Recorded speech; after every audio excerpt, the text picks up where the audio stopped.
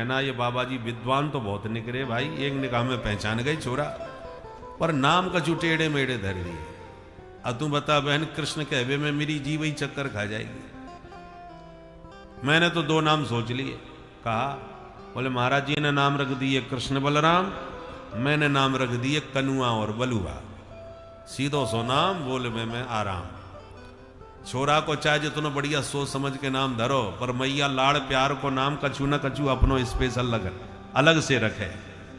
तो कृष्ण के नाम पर कनुआ, कन्हैया, कान्हा, ये मैया के प्राइवेट नाम है घर के। प्यार का नाम अलग होना चाहिए और प्रसिद्ध नाम अलग होना चाहिए। कल छोरी है बचपन में गुड़िया गुड़िया कह के बुलाओ तो अच्छो लगे, प्यार को नाम है, पर पता चला यही नाम प्रसिद्ध हो गया। अब परमानेंट उसका नाम यदि गुड़िया पड़ गया तो भविष्य में वो गुड़िया जब बुढ़िया बन जाएगी, और बुढ़िया दादी को भी जब कोई गुड़िया कह के बुलाएगा तो कितना अजीब लगेगा। इसलिए प्यार का नाम अलग और प्रसिद्ध नाम अलग होना चाहिए। अब बचपन में किसी को पप्पू पप्पू कहो अच्छा लगता है, पर पता चले किसी 50-52 साल के बच्चे को भी तुम पप्पू कहोगे तो कितना बुरा लगेगा। इसलिए प्यार का नाम अलग ही रखना चाहिए। चिंकू पिंकू टिंकू रिंकू ये सब प्यार के नाम होते हैं। हमारे भितरवार गांव में हमारा ही भतीजा था, बचपन में प्यार से हम लोग नकटा नकटा कहते थे। तो नकटा नकटा उस समय तो अच्छा लगता था, अब तो बड़ा हो गया, अब उसके तो बच्चे हो गए, बच्चों के भी विवाह होने वाले हैं, और अब नाम तो उसका कमल किशोर पारासर है। परंतु अब जब तक उसके नाम में नकटा न लगे तब तक समझ में नहीं आता। चुनाव लड़ रहा था तो लिखना पड़ा कमल किशोर पारासर उर्फ नकटा। बोलो राधे राधे। उसकी बिटिया एक बन गई पुलिस में, दरोगा बन गई। तो हमसे जब वर्दी में मिलने आई, परिचय दिया, बाबा मेरे को पहचाना? तो मैंने कहा मैंने तो नहीं पहचाना भाई, कौन है? बोले मैं कमल किशोर की बेटी। कौन कमल किशोर? बोले नकटा। अरे मैंने कहा भाई नकटाई के नाम से जानते थे हम। तो अब नकटा कहने में अब उसको शर्म लगती है बिटिया को बताने में कि हमारे पिताजी नकटा हैं। तो वो बचपन का प्यार का नाम अब बोलने में बड़ा अजीब लगता है, शर्म लगती है। इसलिए प्यार का नाम घर के बाहर नहीं जाना चाहिए। बाहर नाम गया तो प्रसिद्ध हो गया, और प्रसिद्ध हो गया फिर बदलना बड़ा मुश्किल होता है। हमारा भी एक बचपन का पुराना नाम है, बताएंगे नहीं, परंतु एक सेठ जी हैं, वो अभी भी वही नाम लेके बुलाते हैं हमको। हमने कहा भैया सब नाम भूल गए हमारा, ये अब कोई नहीं जानता, पर कम से कम उसको अभी भी नहीं भूला हमारा, अभी भी वही पुराना नाम लेता है। तो बचपन का नाम किसी को बताना नहीं चाहिए, नहीं तो प्रसिद्ध हो गया तो फिर बदलना बड़ा भारी पड़ जाता है। बोलो राधे राधे। तो मैया घर में ही कृष्ण को कान्हा, कनुआ, कन्हैया आदि नामों से प्यार से बुलाया करती थी। अब कनुआ बलुआ घर में धीरे धीरे घुटनों केवल चलना प्रारंभ कर दिए। काले न ब्रजताल पे न गोकुले राम केशव जानोभ्याम सह पाणिभ्याम रिंगमाणौ विजग्रतु। घुटनों के बल चलने लगे। कभी गायों के सींग से लटक जाते हैं, कभी बछड़ों के दांत गिरने लग जाते हैं, कभी चंदा मामा के लिए मचल जाते हैं। और ऐसे खेलते खेलते अब भगवान धीरे धीरे पैया पैया चलना प्रारंभ कर दिए। ब्रज की गलियों में दौड़ने भागने लग गए। एक दिन भगवान ने छोटे छोटे अपने ग्वाल सखा इकट्ठे किए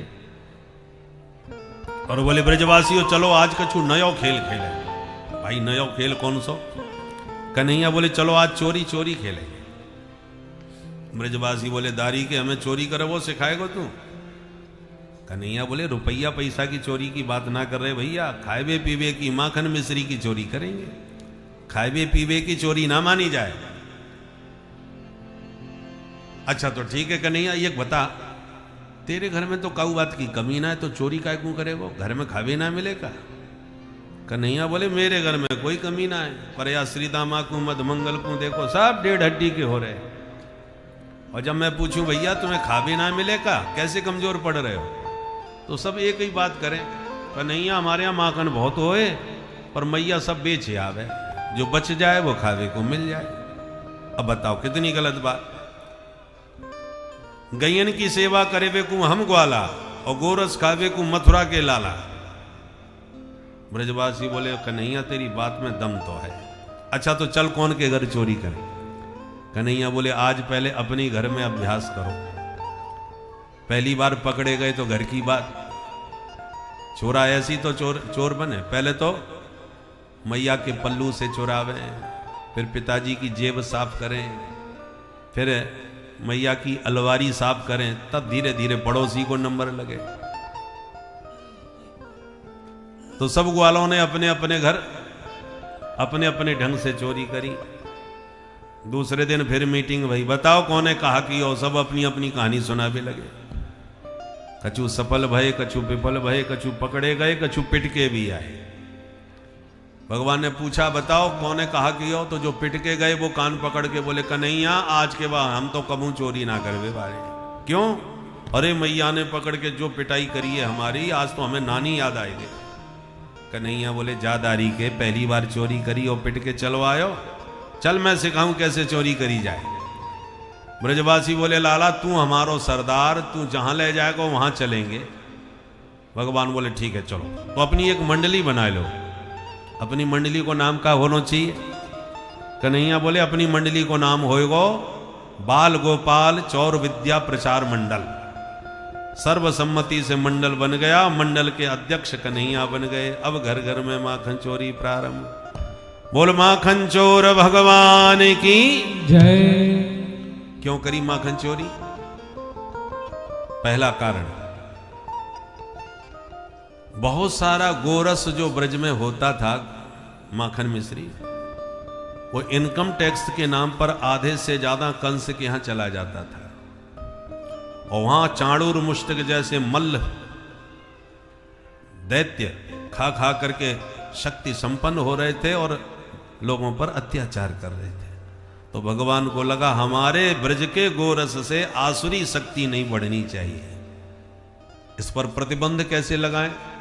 तो भगवान अभी नन्हे से बच्चे हैं, उनकी बात तो कोई मानने वाला नहीं है। इसलिए भगवान ने अपना मंडल स्थापित कर दिया बाल गोपालों का, और उनको घर घर ले जाके माखन खिलाना चालू किया, ताकि ब्रज का माखन ब्रजवासी खावें और ब्रजवासी शक्ति संपन्न हो जावें, असुरों की शक्ति न बढ़ने पावे। इसलिए भगवान ने घर घर ब्रजवासियों को ले जाके माखन खिलाया। भगवान के यहाँ माखन की कमी नहीं थी, पर जिनके यहां से माखन जा रहा था उनके यहां ब्रजवासियों को ले जाकर के खिलाया। दूसरा कारण, प्रत्येक गोपी मन ही मन माधव को अपने घर बुलाती थी कि हे प्यारे हमारे घर पधारो और मेरे हाथ का निकाला हुआ माखन ही खा करके उसका भोग लगाओ, मेरे आंगन को पावन बनाओ। और मन ही मन गुनगुना करके उन्हें बुलाती थी। आज मोरे अंगना में आबो नंदलाल, चले आबो गोपाल, दर्शन की प्यासे गुजरिया श्याम। हे प्यारे हमारे घर आओ, मेरे माखन का भोग लगाओ।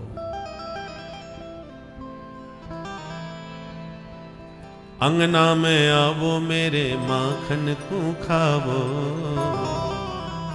अंगना में आवो मेरे माखन को खावो, और मीठी मीठी बत्तियां सुनावो नंदलाल, चले आवो गोपाल,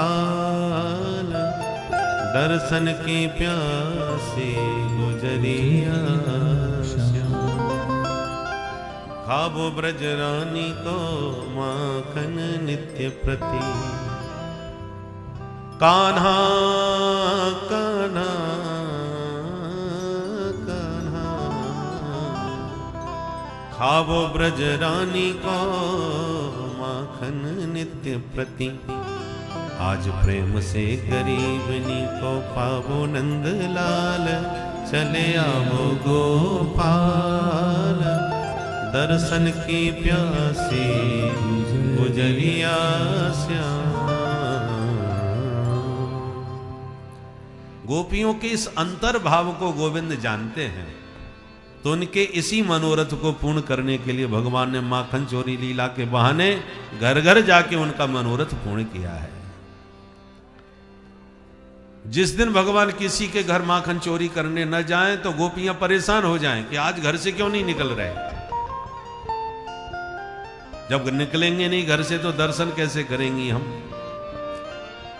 तो शाम को पानी भरने पनघट पे जाती हैं और गोपियां योजना बनाती हैं दर्शन करने की कि लाला के दर्शन कैसे करें। तो योजना बनती है कि चलो चल के जसोदा जी से शिकायत करे आवे, उल्हानो दे आवे। लाला को उल्हानो देवे के बहाने नंद लाला के घर में ही दर्शन करे आएंगी। तो सब इकट्ठी होकर के योजनाबद्ध तरीके से गोपियां जाती हैं और नंद के द्वार पर आवाज लगाती हैं, ए जसोदा तनिक बाहर आओ। मैया जब बाहर आवे, कहो कहो बहनाओ, मैंने बिलुआ भेजोना है, तुम सबकी सब इकट्ठी कैसे आए गई। गोपियां बोली, तेरे छोरा के गीत गावे ना आई, आज तेरे कन्हैया की करामात सुनावे आई। हम सब गोपियन की नाक में दम कर राखी है तेरे कन्हैया ने। मैया बोली, ऐसो कहा कर दियो, बताओ तो। गोपियां बोली, सुन जसोदा, हम कोई चुगल खोर ना है जो काऊ की पीठ पाछे चुगली करती डोले। जो बात होगी तेरे छोरा के मुंह पे सुनाएंगी, पहले छोरा है बाहर निकाल, कहां छुपा रखो है। तो मैया आवाज लगावे, ओ बेटा कनुआ। सोई भाग के आए गए, हाँ मैया। लाला रे देख तो ये सब के सब तेरो बड़ो उल्हानो सुनाए रही है। तेने कहा कि यो अब कन्हैया गाल फुला के मुंह लटका के रोनी सी सूरत बना के मैया के सामने खड़े है गए और देखते गोपियां गदगद हो गईं। और इस भोली सूरत को देखकर आप उसमें कहती हैं, बहन अब करो शिकायत, जितनी देर शिकायत करेंगी उतनी देर तक इनके दर्शन मिलेंगे। एक एक के बाद सब गोपियां शिकायत करती हैं। क्या क्या शिकायत करती हैं? बत्सान मुंचन क्वचिद समय, क्रोश संजात हासः, स्तेयं स्वादवत्यधिदधिपयः कल्पितैस्तेयोगैः,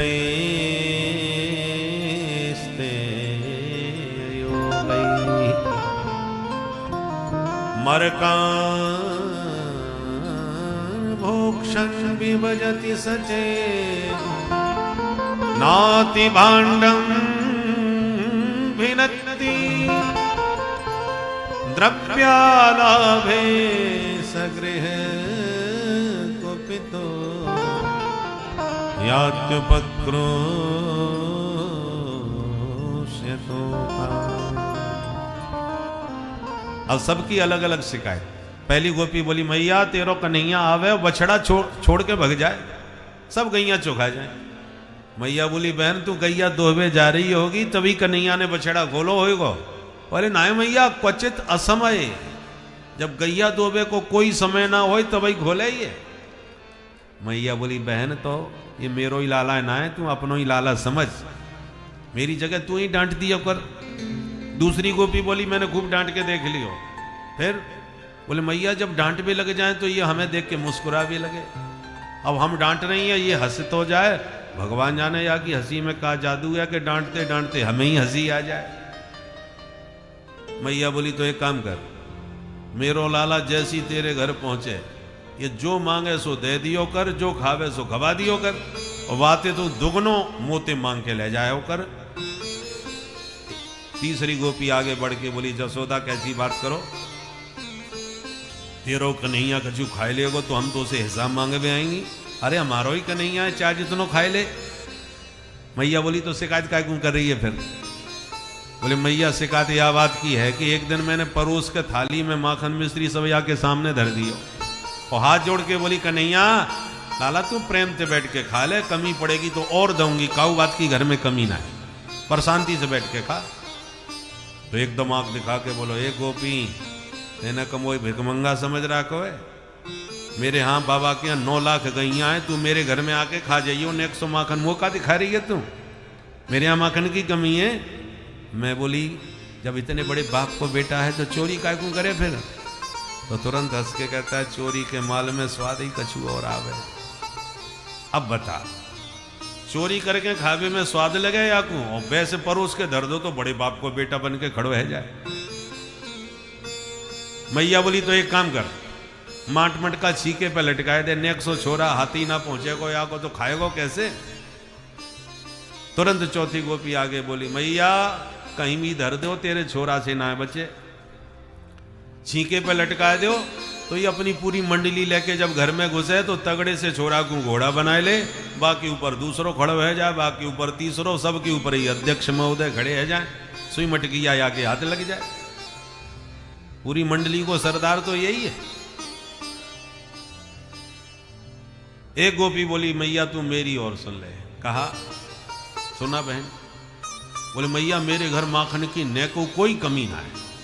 मैंने सोची चलो चोरी करके ही सही, खाएगो ही तो सही। मैंने माट मटका सब मैदान में धर दिए और छुप के बैठ गई, देखो कितनों खाएगो। मैया मैं चुपचाप देखती रही है, पूरी मंडली के साथ आयो, माखन देख करके यानी चकाचक भोग लगायो, सब ग्वालन को खवायो, खाते खाते सबके पेट तन गए, सबके मन भर गए।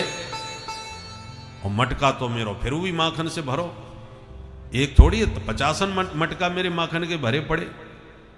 अब जब माखन बच गयो तो यानी आवाज लगाई बंदरन को, भगवान जाने कैसी आवाज आने निकारी कि 50 बंदर मेरे घर के ऊपर टूट पड़े और मरकान भोक्षण बंदरन को खबा भी लग गया। भगवान जाने मैया या बंदरन की या कौन सी रिश्तेदारी है, या की आवाज पहचाने, एक या की पुकार पर सब दौड़े चले आवे। याने बंदरन को इतनो पक्को चोर बना दियो कि आंखन के चश्मा तक निकाल के ले जाएं। बोलो राधे राधे। पक्के चोर बन गए। मैं आजकल तो वृंदावन में केवल चश्मा ही नहीं चुराते चोर, बंदर। और बंदर या तो चश्मा चुरा के ले गया तो जब तक फ्रूटी नहीं खिलाओगे, वो आधुनिक बंदर है भैया, राम जी के जमाने के थोड़ी है। फ्रूटी खाते हैं, पीते हैं, खाते थोड़ी पीते हैं। और जब तक उनका मन नहीं भर जाएगा तब तक लौट आएंगे नहीं। और चश्मा नहीं लगाते हो तो टोपी, सर्दियों में टोपी लगा के लोग जाते तो टोपा उड़ा के ले जाते थे खोपड़ी में से। ऐसे विचित्र बंदर है। मैं तो मरकान भोक्षण विभजति सचेत नाति भांडम भिनती। मैया में फिर भी कछु ना बोली, चलो बंदर ही हैं खाए लेन दो। आश्चर्य तो तब भयो मैया, हद है गई कि बंदर भी जब खाए खा करके झिक गए, सबके गले के थैला लटक गए, पेट में जगह ना बची, तो बंदर भी अंत में मटका सूं सूं करके भागने लगे। पेट में जगह ही ना है, कब तक खाएंगे? और मेरो माखन फिर भी बच गयो। तो बचे हुए माखन को मटका यहाँ का नहीं आने उठायो और सूंघते भय नाक भौं सकोड़ के बोलो अरे राम राम राम, कितनो सड़ो सड़ायो माखन धर राखो है, बंदरू ना खा रे। भलो आदमी खाए के या सड़े माखन को बीमार ना पड़ जाएगो। ऐसे माखन को सड़े सड़ाए को घर में धरवे की क्या जरूरत है? और यो के भांडम भिनती, बड़ाम से मटका पटक के फोड़ फाड़ के भाग गए।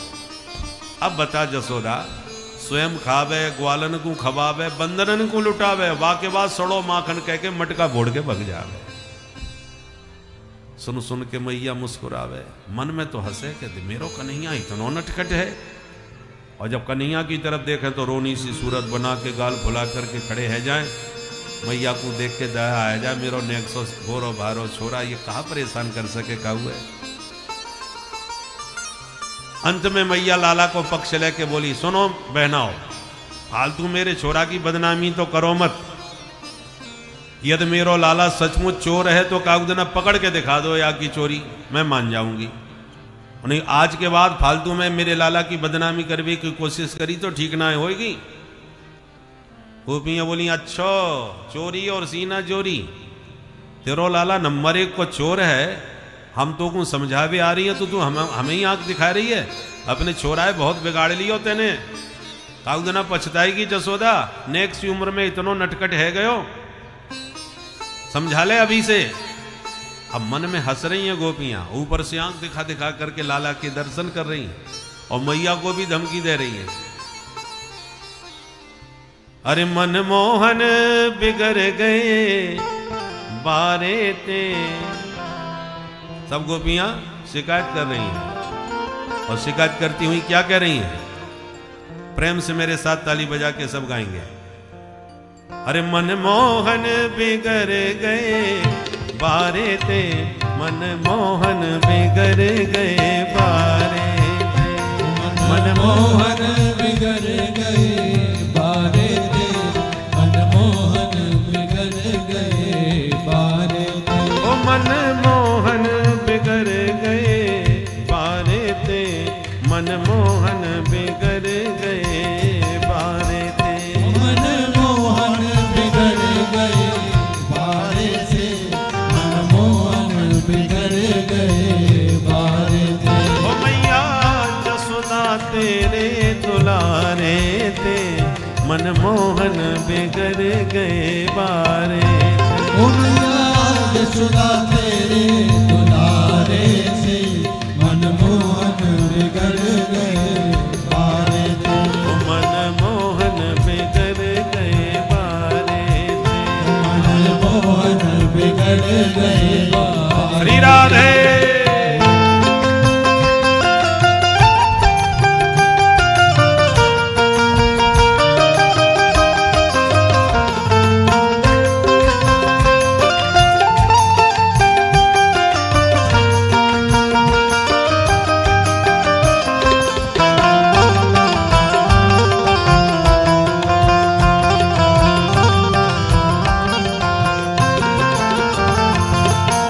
थोड़े दूध दही के लाने, थोड़े दूध दही के लाने, थोड़े दूध दही के लाने, थोड़े दूध दही के लाने। ओ मैया घर घर फिरत सखारे से, ओ मैया घर घर फिरत सखारे से, मनमोहन बिगड़ गए बारे से। मैया घर घर फिरत सखारे से, मनमोहन बिगड़ गए बारे से। ओ मनमोहन बिगड़ गए बारे से, मनमोहन बिगड़ गए। श्री राधे।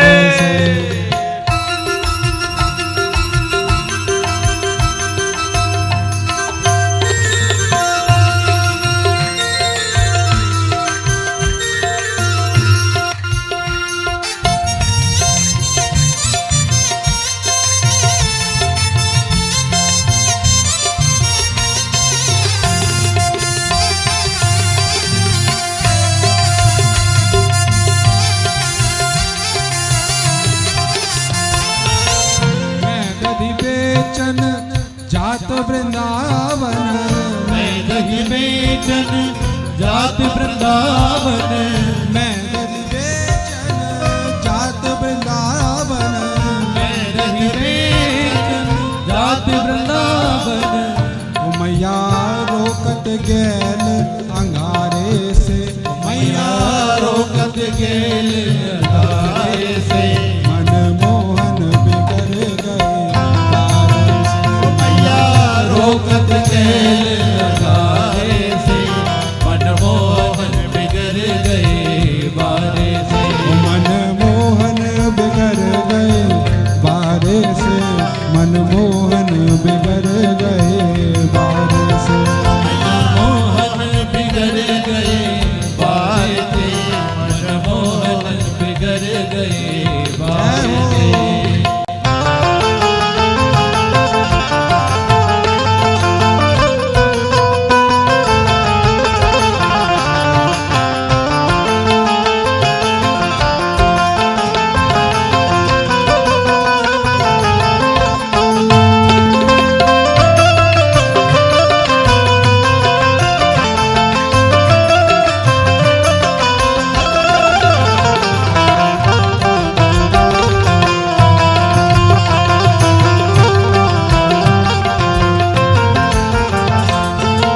मटकी फोड़ी मोरी भैया मरोड़ी, मटकी फोड़ी मोरी भैया मरोड़ी, मटकी फोड़ी मोरी भैया मरोड़ी, मटकी फोड़ी मोरी भैया मरोड़ी, भैया मरोड़ी मोरी भैया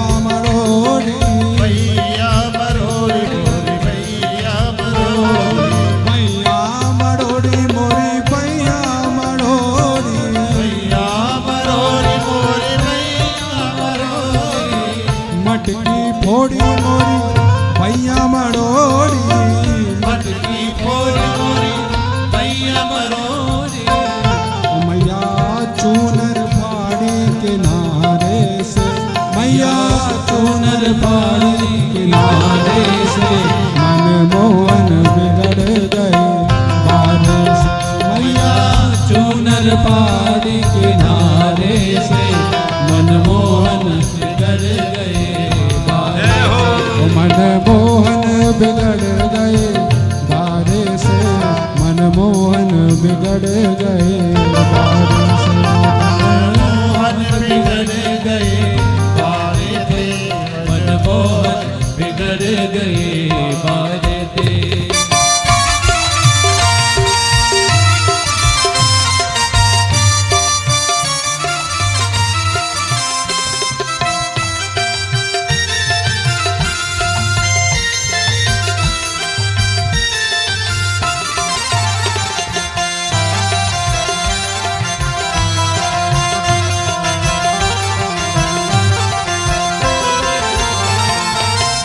अपने से नहीं बिगड़ कन्हैया, अपने से नहीं बिगड़ कन्हैया, अपने से नहीं बिगड़ कन्हैया, अपने से नहीं बिगड़ कन्हैया।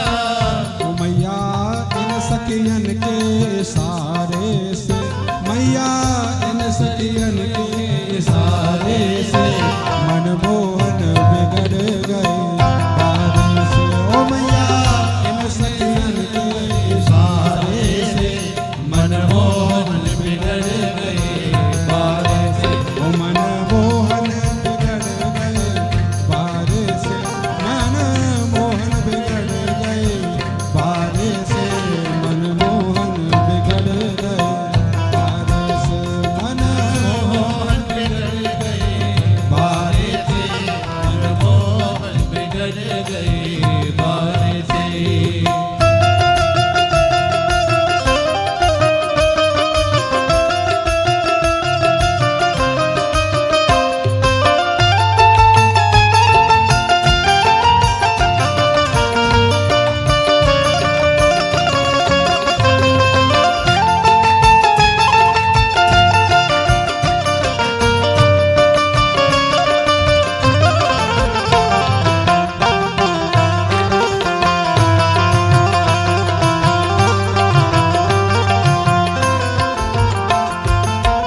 चंद्र सखी भज बाल कृष्ण छवि, चंद्र सखी भज बाल कृष्ण छवे, चंद्र सखी भज बाल कृष्ण छवि।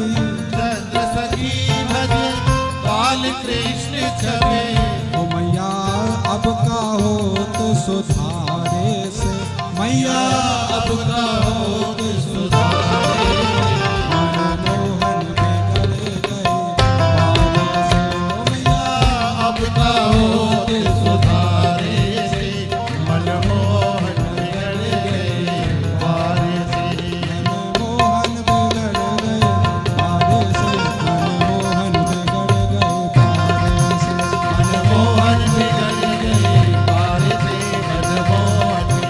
गए बारिश से।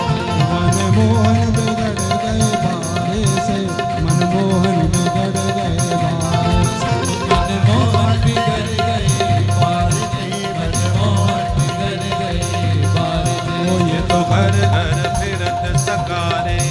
ये तो घर घर फिरत सगारे से, रोकत गैल अंगारे से, ये तो रोकत गैल अंगारे से, मेरी चूनर भारी किनारे से, मेरी चूनर पारी किनारे से, मनमोहन बिगड़ गए मारे। बोल माखन चोर भगवान की जय नंद के लाला की जय। जय जय श्री राधे। तो इस प्रकार से ब्रज गोपियों का मनोरथ पूर्ण करने के लिए ही माधव ने ये मधुर माखन चोरी लीला करी। अब कन्हैया खाए पी करके तोड़े बड़े है गए। प्रभु ने सोचा माखन बहुत खा लिया, चलो आज ब्रज की रज का भी स्वाद लेकर के देखा जाए। तो एकदा क्रीडमानास्ते रामाद्या गोपदा का कृष्णो मृदं भक्षितवान् इति मात्रे न्यवेदयम्। एक दिन की बात, खेलते खेलते कन्हैया ब्रह्मांड घाट पर गए और सबकी आंख से छुपकर एकांत में मिट्टी का डेला मुंह में धर के गटक लिए। दाऊदी जी ने पकड़ लिए। बलराम जी आके बोले, चोरे कन्हैया तेरे मुंह में का है? कन्हैया बोले, अच्छा मोते झूठ बोलेगो, चल दारी के तेरी शिकायत करूं मैया ते।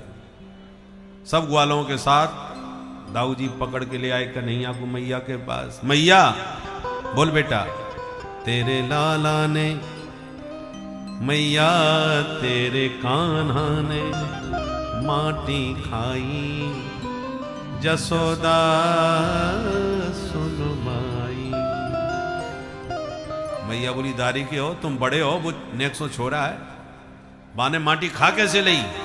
तुमने बाप पे ध्यान क्यों ना दियो? बोले मैया खबर ही ना चली कब खा गए हो। अद्भुत खेल सखन संग खेलो, इतनो सो माटी को डेलो, और तुरत श्याम ने मुख में मेल्यो, फिर याने गटक गटक गटकाई, जसोदा मैया सुन माई। मैया को सुन के गुस्सा आई। चोरे कन्हैया अब मिट्टी खानो चालू कर दी होते ने। मन में सोचा, मैंने कल माँ या की शिकायत आई कि याने माखन खाई, तो मैंने सोची खावे की चीज है, खा लियो तो खाई लियो, ध्यान ना दियो। मैं ज्यादा कछु बोली ना, और कछु ना बोली तो आज शिकायत आएगी याने मिट्टी खा ली। आज भी कछु ना कहूंगी तो कल शिकायत आएगी याने भांग खा ली, फिर शिकायत आएगी याने पुड़िया खा ली। भाई छोरा तो ऐसे दोनों दिन बहुत बिगड़ जाएगा हमारा। मैया ने लाठी उठाई, जोड़ की डांट कन्हैया को लगाई। कस्मान मृद मदान्तात्मन भवान भक्षितवान रहा, बदंती तावकाहेते कुमारास्ते ग्रजोप्ययम्। चोरे चटोरे अब मिट्टी खानो प्रारंभ कर दी होते ने। सच बोल कन्हैया, मिट्टी खाई? कन्हैया को लगा मेरे मुंह में माटी, मैया के हाथ में सांटी, आज तो पक्की पिटाई होने वाली है। तुरंत हाथ जोड़ के बोले, ना हम भक्षितवानम्ब सर्वे मिथ्याभिशंसन। मैया मैंने नेको मिट्टी ना खाई, है सबके सब ग्वाला नंबर 1 के महा झूठा। मैया बोली, अच्छा कल तक गोपियां झूठी, आज ग्वाला झूठे है गए, तो पूरे ब्रजमंडल में सत्यवादी हरिश्चंद्र तू अकेलो पैदा भयो है? कन्हैया बोले, मैया तू अपने लाला पे विश्वास ना करे तो यदि सत्य गिरस्तरी ही समक्षम पश्य में मुखम। मैं तेरे सामने ही बैठूं, विश्वास ना होवे तो मेरा मुंह खोल के देख ले। हाँ ये बात तूने पक्की कही, चल दिखा अपना मोड़ो। कन्हैया को लगा ये तो और बुरे फंस गए। हमने तो सोची जब पूरे विश्वास के साथ कहेंगे तो मैया मान नहीं जाएगी, पर मैया तो मुंह खोल के देखने लगी। तो कन्हैया ने डरते डरते धीरे धीरे मुंह खोला। भगवान की ऐश्वर्य शक्ति ने सोचा कहीं माटी देखती सांटी ना मारवे लग जाए मैया, मेरे प्रभु पे कहीं सचमुच पिटाई ना पड़ जाए आज। तो जैसे प्रभु ने मुंह खोला, भगवान की वह दिव्य शक्ति मुख में आके प्रकट हो गई और संपूर्ण ब्रह्मांड का दर्शन मैया को लाला के मुखारविंद में होने लगा। बोल विराट भगवान की। नदी पर्वत बाग बगीचे वन वाटिका सूर्य चंद्र ग्रह नक्षत्र तारा मंडल सब कुछ मैया को लाला के मुख में दिख रहा है। मैया थर थर कांप गई, हे भगवान मैं कोई सपनों देख रही हूं कि काऊ देवता की माया है कि बुद्धि को भ्रम है कि आंखन में कोई चकाचौंध है। ये नदी पहाड़ छोरा के मुंह में कैसी दिखने लगे। मैया आंखें मीड़ मीड़ के बार बार देखे। ओहो समझ गई मेरो लाला भगवान है, मान गई। हाथ जोड़ के जैसी दंडोत कर वेखूं भाई, स्तुति करीना जाय भय माना, जगत पिता में सुत करी जाना, स्तुति करी न जाए महिमा, जगत पिता सुत करी जाना, स्तुति करी न जाए भय माना, स्तुति करी न जाए भय माना, जगत पिता में सुत करी जाना, जगत पिता में सुत करी जाना। मैया तो हाथ जोड़ के जैसी दंडोत करवे को भाई, कन्हैया ने दौड़ के हाथ पकड़ लिया। अरे मैया क्या कर रही है? सांची सांची बता, मुंह में माटी दिखी? अब मैया तो माटी की बात ही भूल गई, थर थर कांप रही है डर के मारे। और ये लाला तू माटी की बात करे, तेरे मोड़े में तो पूरा उत्तराखंड भरो पड़ो है। ऐसे नदी पहाड़ मैंने कभू जीवन में ना देखे जो नेक से तेरे मोड़े में दिख गए। कन्हैया जोड़ से हंसवे लगे, मैया तेरी बुढ़ापे की आंखें चकाचौंध खाएगी मालूम पड़े। अब तो को मेरे नेक से मोड़े में हिमालय दिखवे लग गए। अरे ठीक से आंख साफ करके अच्छी तरह देख। अच्छा लाला ऐसो है सके, तू दोबारा दिखा। आंख मीड़ मीड़ के मैया ने आंख साफ करी, उधर भगवान ने माया साफ करी कि भागो यहाँ से, बीच में गड़बड़ करने मत आओ, यहाँ जो लीला चल रही है चलने दो। माया गायब हो गई। अब की बार कन्हैया ने मुंह खोला तो कुछ भी नहीं। मैया ने तुरंत लाला को छाती से लगा ली, बेटा तूने बिल्कुल ठीक कही, बुढ़ापे में भगवान जाने कैसी कैसी बीमारी लग जाए। थोड़ी देर पहले मुँह को तेरे मोड़े में सचमुच नदी पहाड़ दिख रहे थे, अब कछुनाए दिखा, या को मतलब मेरी बुढ़ापे में आंख खराब है गई। और सारी भगवत्ता भूल कर मैया लाला को गोद में लेके वही प्रेम वात्सल्य बरसाने लगी। बोल नंद के लाला की।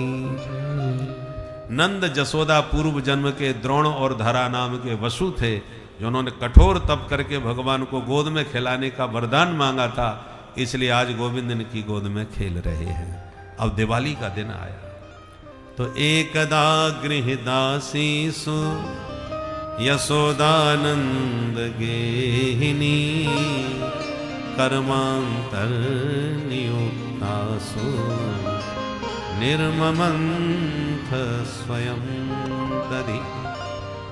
यानि यानि गीतानि तद्बाल चरितानि च दधि निर्मंथने काले स्मरन्ति तान्यगायत, स्मरन्ति तान्यगायत।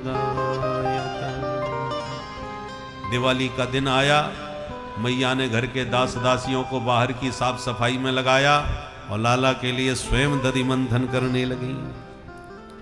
माँ ने शिक्षा दी, घर में कितनी संपन्नता या नौकर चाकर क्यों न हो, पर माताओं को बच्चे की सेवा स्वयं अपने हाथ से ही करनी चाहिए, किसी आया के भरोसे नहीं छोड़ना चाहिए। आपने आज आया के भरोसे बच्चे को छोड़ दिया तो बड़े हो के बच्चा भी तुम्हें नौकरानी के भरोसे छोड़ के चला जाएगा। आज तुम्हारे पास समय नहीं होगा तो कल उसके पास भी समय नहीं होगा। इसलिए माताओं को बच्चे की देखभाल स्वयं करनी चाहिए, क्योंकि बच्चा बोल नहीं सकता, तो बच्चे की भाषा को जो मां समझ सकती है वो दूसरा नहीं समझ सकता।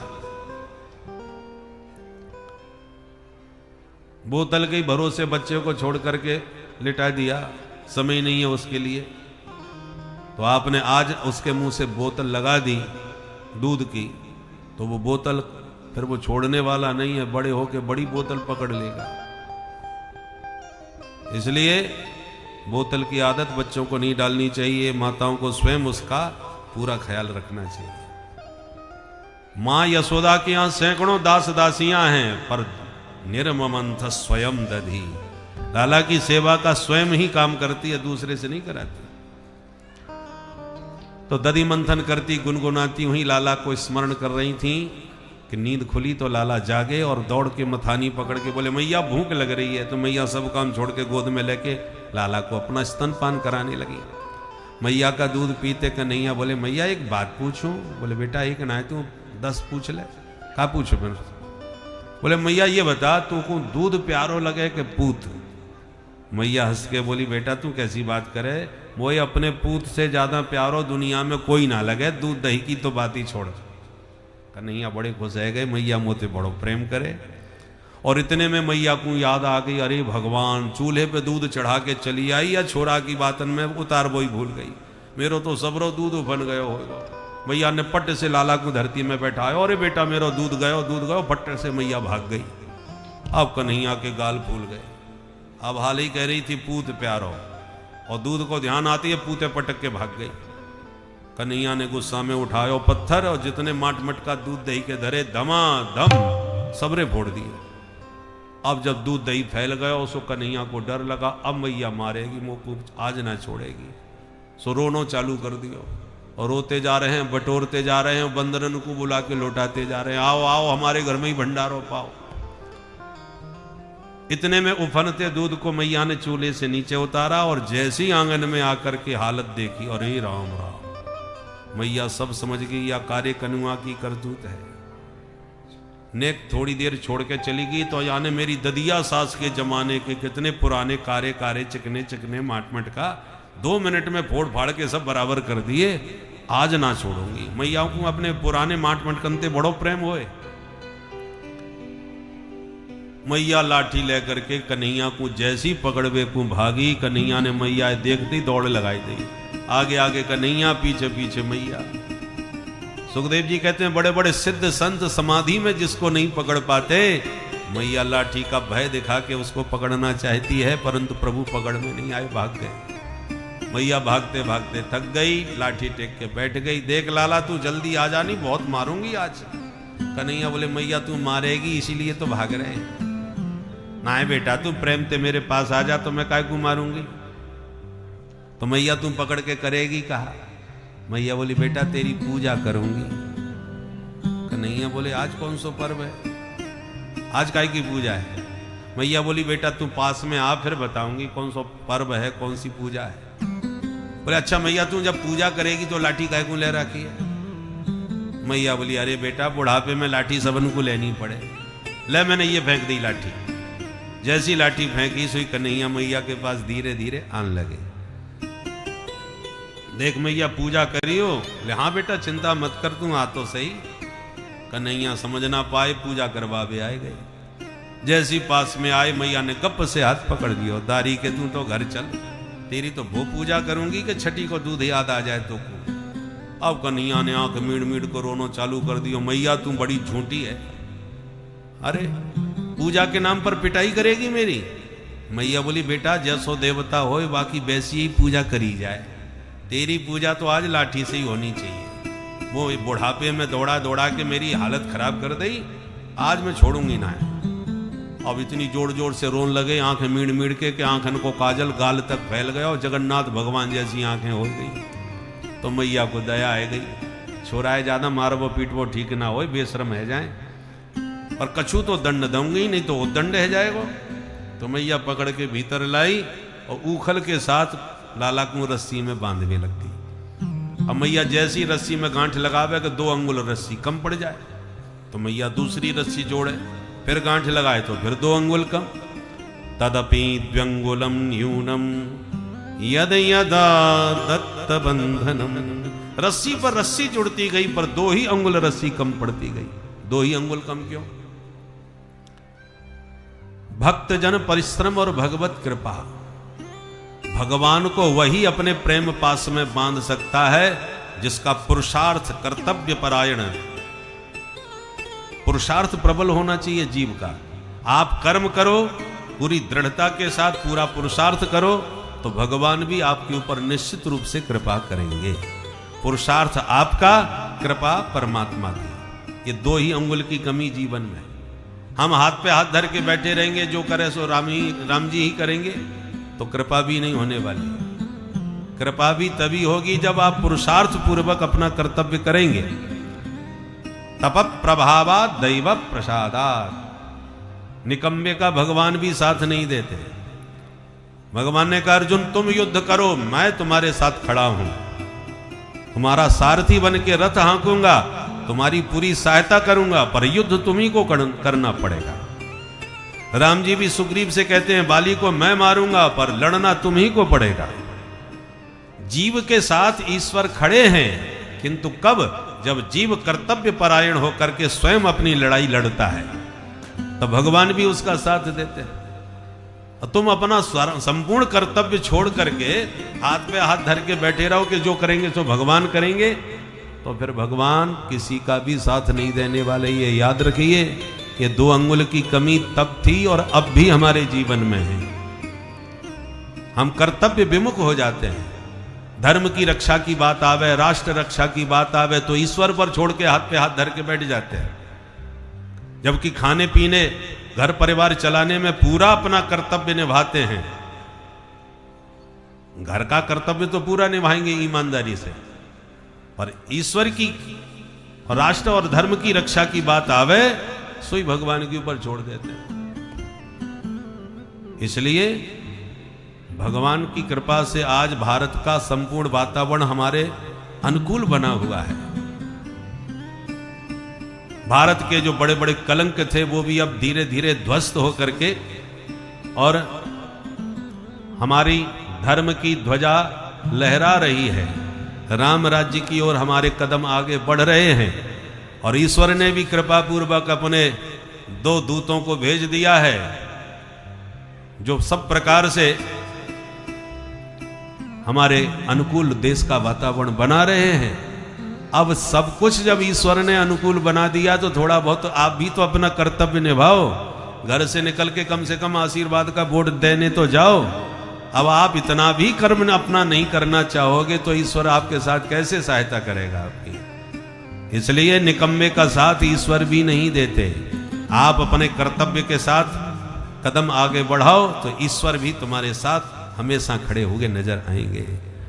इसलिए ये 2 अंगुल की कमी अपने जीवन से दूर करें और धर्म और राष्ट्र की रक्षा के लिए सदैव तत्पर रहें।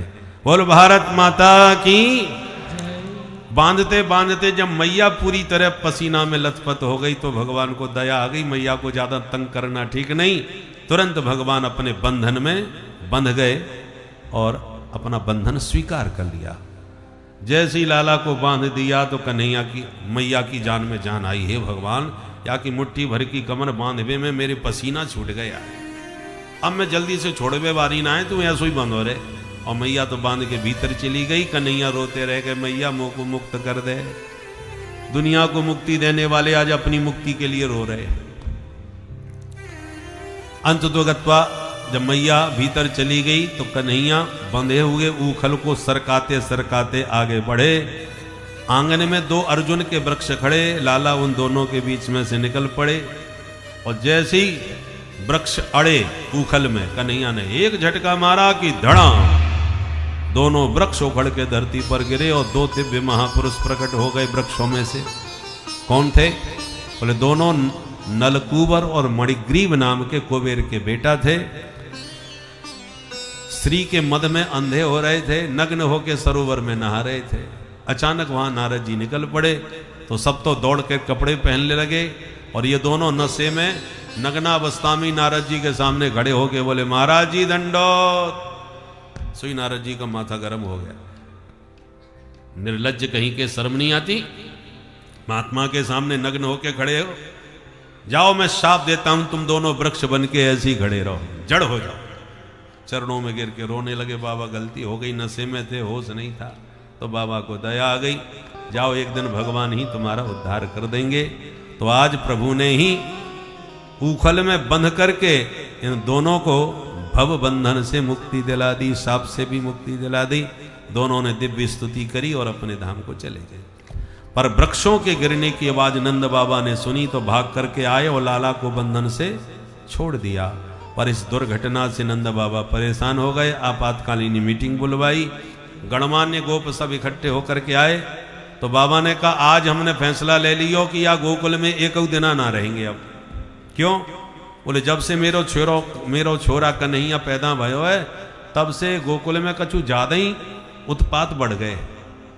मेरी समझ से हमें ये जगह छोड़ देनी चाहिए। तो बाबा फिर कहाँ जाओगे? बोले बताओ कहाँ जाएं? नंद बाबा के छोटे भैया बोले भैया एक स्थान है, बड़ो ही सुंदर है हमारे लिए, कौन सा? बोले वनम वृंदावनम नाम पशव्यम नवकाननम गोप गोपी गवाम सेव्यम पुण्याद्री तृणवीरुदम। बाबा अपने ब्रज में बहुत सारे वन हैं, वृंदावन, निधिवन, बेलवन, कामवन, तालवन, मधुवन, भांडीरवन, ऐसे अनेकों वन हैं। पर हमें सबसे सुंदर एक ही वन लगे, बाको नाम वृंदावन। बोल वृंदावन बिहारी लाल की जय। वृंदावन में यमुना जी का किनारा है, हरी हरी हरियाली घास है, सुंदर घनी वृक्षावली है। हमारी गायों के लिए घास मिलेगी, पीने के लिए जमुना का जल मिलेगा, और धूप में बचने के लिए गिरिराज गोवर्धन नाथ की गुफाएं हैं। बहुत बढ़िया रमणीय वातावरण है। ठीक है, ऐसी बात है तो चलो आज ही चलते हैं वृंदावन। चल पड़े वृंदावन की ओर, और जो वृंदावन में प्रवेश किया, वृंदावनम गोवर्धनम यमुना पुलिनानि च वीक्षासि उत्तमा प्रीति राम माधवयो नृप। जो वृंदावन में यमुना जी की लहरें देखी, कल कल्लोल करती हुई कमनीय कालिंदी का कलरव सुन करके कृष्ण कन्हैया का मन मयूर नृत्य कर उठा। कन्हैया तो नाचने लगे, अरे ये तो बहुत ही सुंदर वृंदावन है भाई। लागे वृंदावन नी को माने, लागे वृंदावन नी को,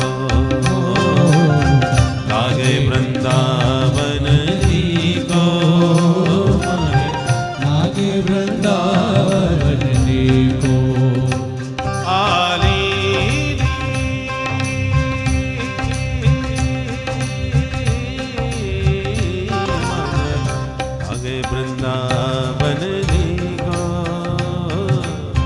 लागे वृंदावन नी को,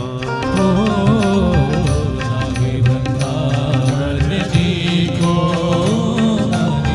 लागे वृंदावन। कैसा है वृंदावन? जय हो।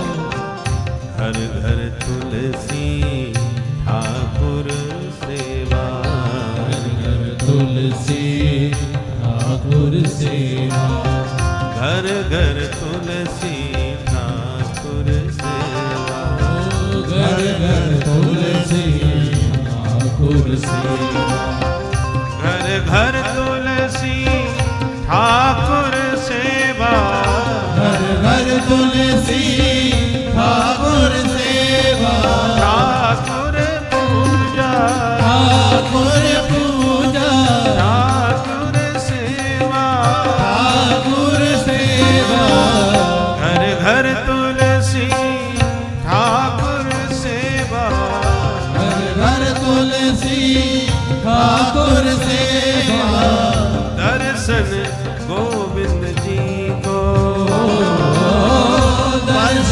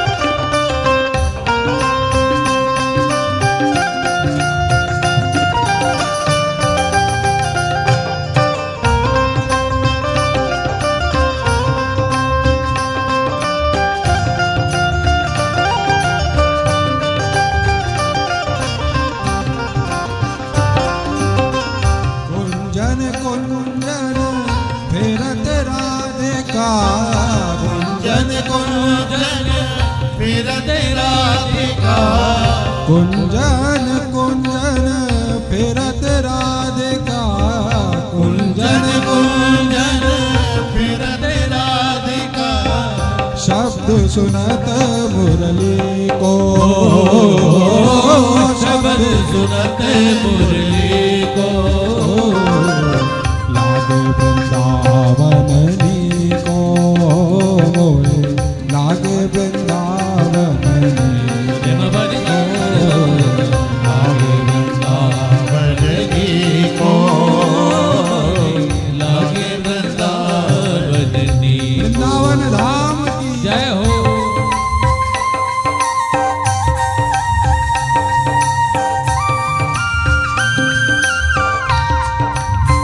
जय हो।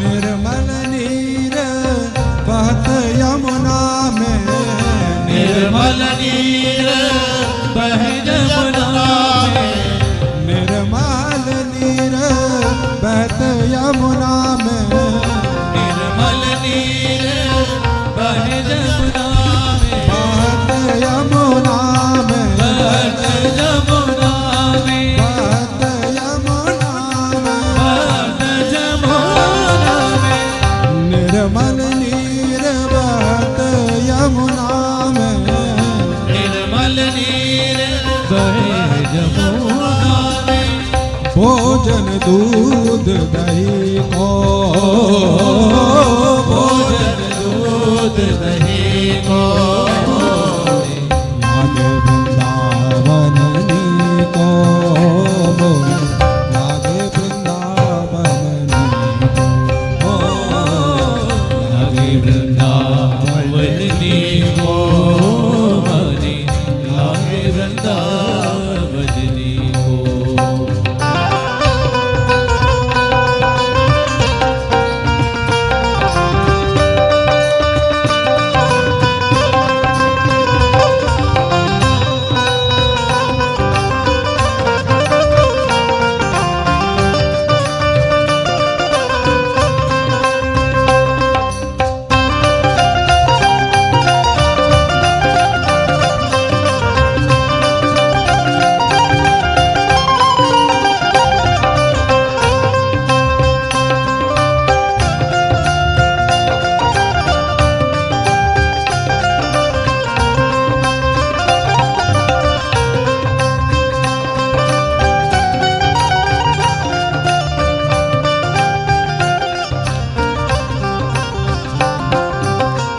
रतन सिंहासन आप विराजे रतन सिंहासन आप विराजे रतन सिंहासन आप विराजे रतन सिंहासन आप विराजे मुकुट धरे तुलसी को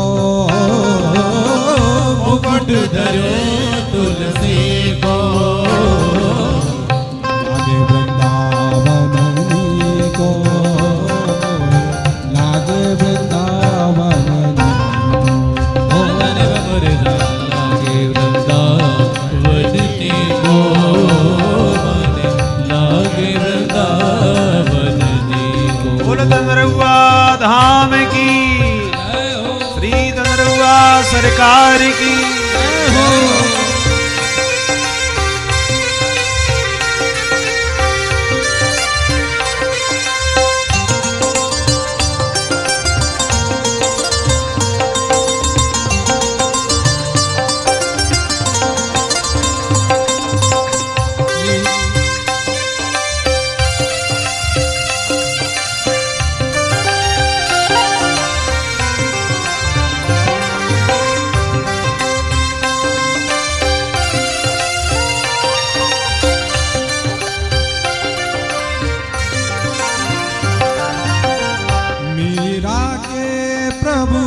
गिरधर नागर मीरा के प्रभु गिरधर नागर, मीरा के प्रभु गिरधर नागर, मीरा के प्रभु गिरधर नागर, भजन बिना नर भी को, भजन बिना नर भी को, लागे वृंदावन नीको, लागे वृंदावन नीको,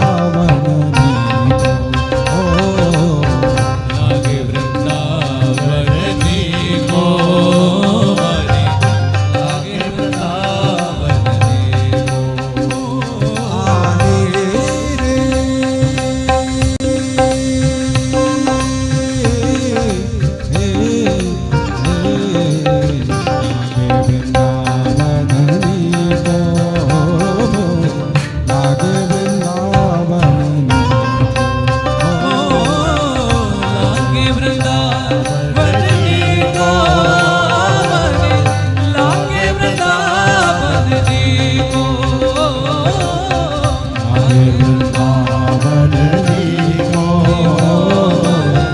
आने रे लागे वृंदावन नीको, लागे वृंदावन नीको,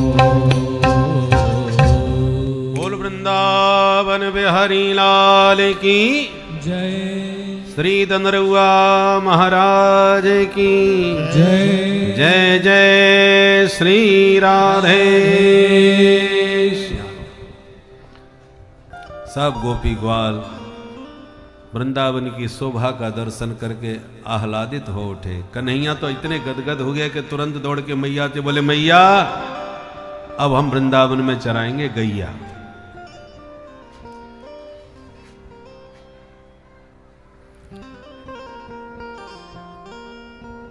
मैया बोली, बेटा इतना बड़ो ना भयो जो गैया चरा सके, पहले बछड़ा चराबो सीख ले। तो कन्हैया बछड़ा चराबे लग गए।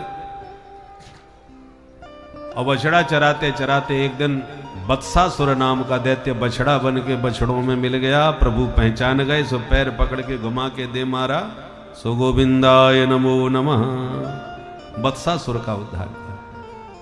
एक दिन भगवान बछड़ा चरा रहे थे कि पूतना का भाई बकासुर बगुला बन के आ गया। भगवान को मुंह में धर के गटक गया और भगवान ने अपना शरीर तपे अंगारे के समान बना दिया। तो जलन हुई, भगवान को तुरंत मुख से बाहर किया। बाहर आते ही भगवान ने उसका मुंह पकड़ के बीच में से चीर दिया, सो गोविंदाय नमो नमः। बकासुर का भी उद्धार कर दिया। एक दिन अघासुर अजगर बन के आ गया, मुंह फाड़ के बैठ गया। ब्रजवासी भोले भाले उसके खुले मुख को गुफ कर ताड़ नर ययु, ताली बजाते शोर मचाते सब घुस गए। किंतु जैसी प्रभु ने उन्हें बचाने के लिए उसके मुख में प्रवेश किया तो इसने तुरंत मुंह बंद कर लिया, सब कैद हो गए। ब्रजवासी तो मुंह बंद होते ही मूर्छित हो गए। भगवान उसके श्वास छिद्र में घुस गए, श्वास छिद्र को अवरुद्ध कर दिए। बिना श्वास के छटपटा गया, ब्रह्मरंध्र फट गया और उसी छिद्र से ब्रजवासियों को भगवान बाहर निकाल लाए। भगवान की दृष्टि पड़ते ही ब्रजवासी तो एकदम स्वस्थ हो गए। अघासुर की प्राण ज्योति बाहर निकल के भगवान के चरणारविंद में विलीन हो गई। सुखदेव जी बोले, परीक्षित बोले, तो महाराज इसका भी उद्धार कर दिया। बोले क्यों, क्या संदेह है? अरे जिस परमात्मा का नाम लेके मरने वालों का उद्धार हो जाता है, तो जो भगवान कोई पेट में धर के मर रहा है उसके उद्धार में क्या संदेह हो सकता है? मरते समय केवल मनोमयी मूर्ति का भी कोई ध्यान कर ले भगवान का, तो भागवती गति उसे प्राप्त हो जाती है। सकर्दयदंग प्रथमांतराहिता मनोमयी भागवती ददौ गति, स एव नित्यात्म सुखानुभूत भी व्युदस्तमायोंतर्गतो हि किं पुनः। सुखदेव जी कहते हैं आश्चर्य तो यह हुआ कि आज मरा अघासुर और उसके 1 वर्ष के बाद ब्रजवासियों ने घर में आके बताया कि मैया तेरे कन्हैया ने आज अघासुर मार दियो। परीक्षित ने कहा यह घटना 1 साल के बाद क्यों सुनाई? बोले सुनो, अघासुर के मुख से बाहर निकलते ही ब्रजवासी बोले कन्हैया बड़ी जोर की भूख लग रही है, कछु पेट पूजा करवा। कन्हैया बोले चलो भोजन करवाएं। अपने अपने घर से जो कलेवा लाए हैं उन्हें उतारो वृक्ष से नीचे और चलो जमुना जी के किनारे भोजन करेंगे। तो ले कलेवा पहुंच गए जमुना जी की रेती में, बीच में कन्हैया बैठा लिए, चारों तरफ से ग्वाला घेर के बैठ गए, अपना अपना कलेवा खोल करके खाने लगे और खिलाने लगे एक दूसरे को। कितनी सुंदर झांकी है, सुखदेव जी वर्णन करते हैं। बिभ्रद वेणुं जठर पटयो श्रृंग वेत्रे च कक्षे वामे पाणौ मसृण कबलं तत्फलान्यंगुलीषु तिष्ठन् मध्ये स्वपर सुहृदो हासयन्नरमभिस्वै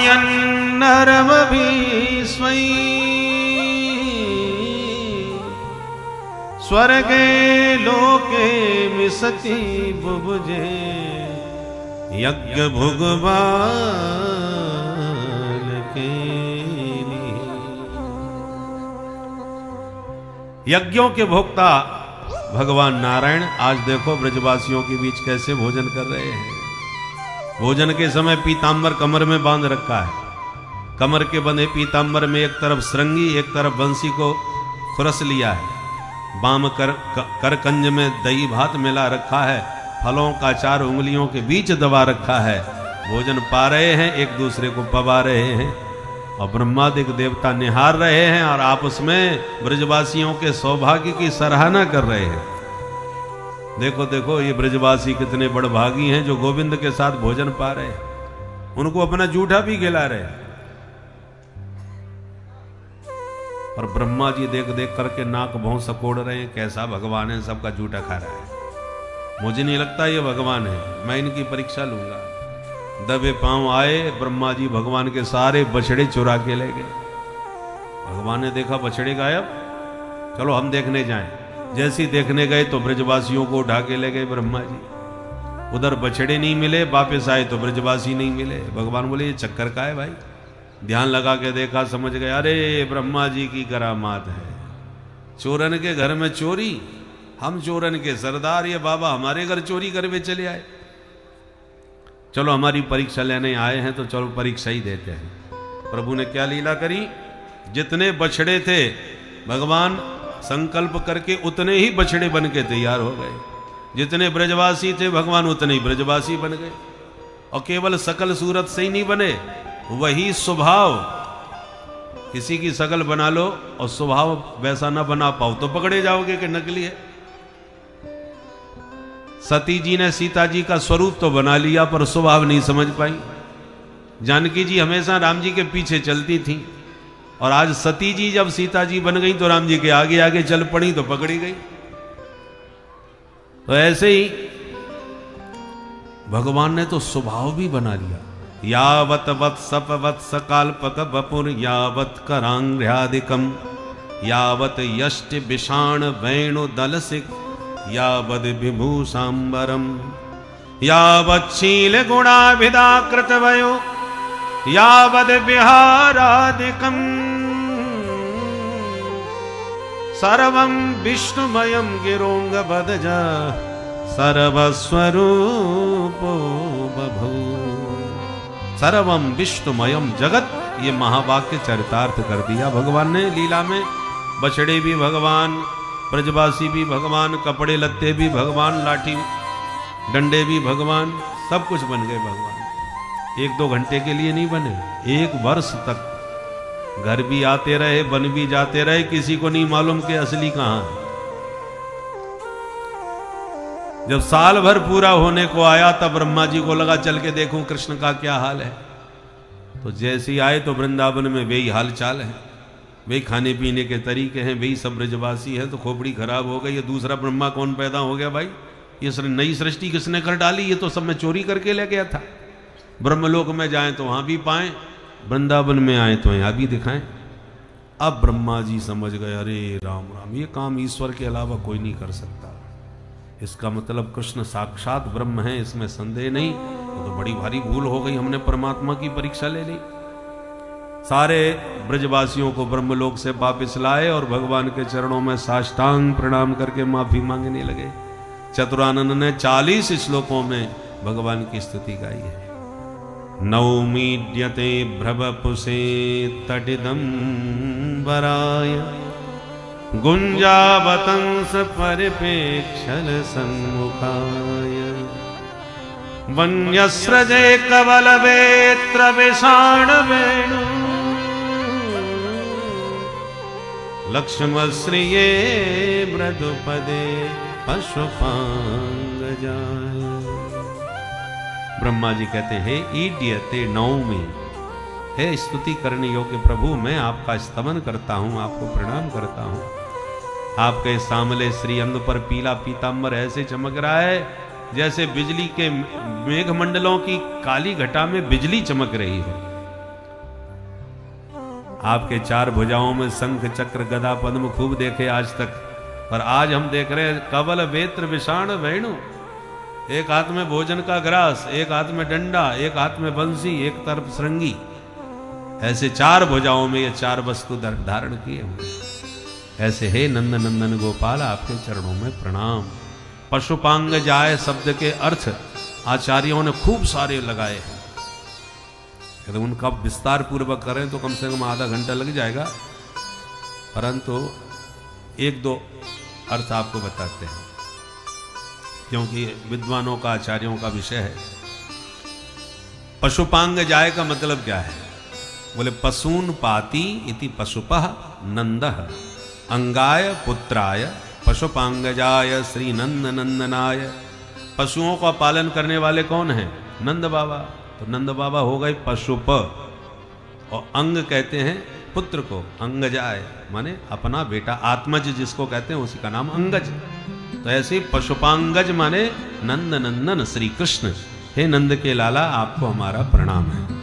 दूसरा अर्थ पशुपानाम गोपानाम गजाय मुख्याय पशुपांगजाय। जितने पशुपालक गोप हैं उनमें आप गजेंद्र हैं, माने मुख्य हैं। ऐसे हे पशुपांगजाय, हे गोपेंद्र, आपको प्रणाम है। अथवा पशून नंदिनः पांति रक्षन्ति इति पशुपो महादेवः। भगवान शंकर को भी पशुपतिनाथ कहा जाता है। पशुपतिनाथ है ना काठमांडू में। तो पशुपः शिवः यस्य अंगात हृदयात जातः स पशुपांगजः तस्मै पशुपांगजाय। वो पशुपति भगवान शंकर जिनके हृदय में निवास करते हैं। शिवस्य हृदयम विष्णु विष्णोस्य हृदयम शिवः।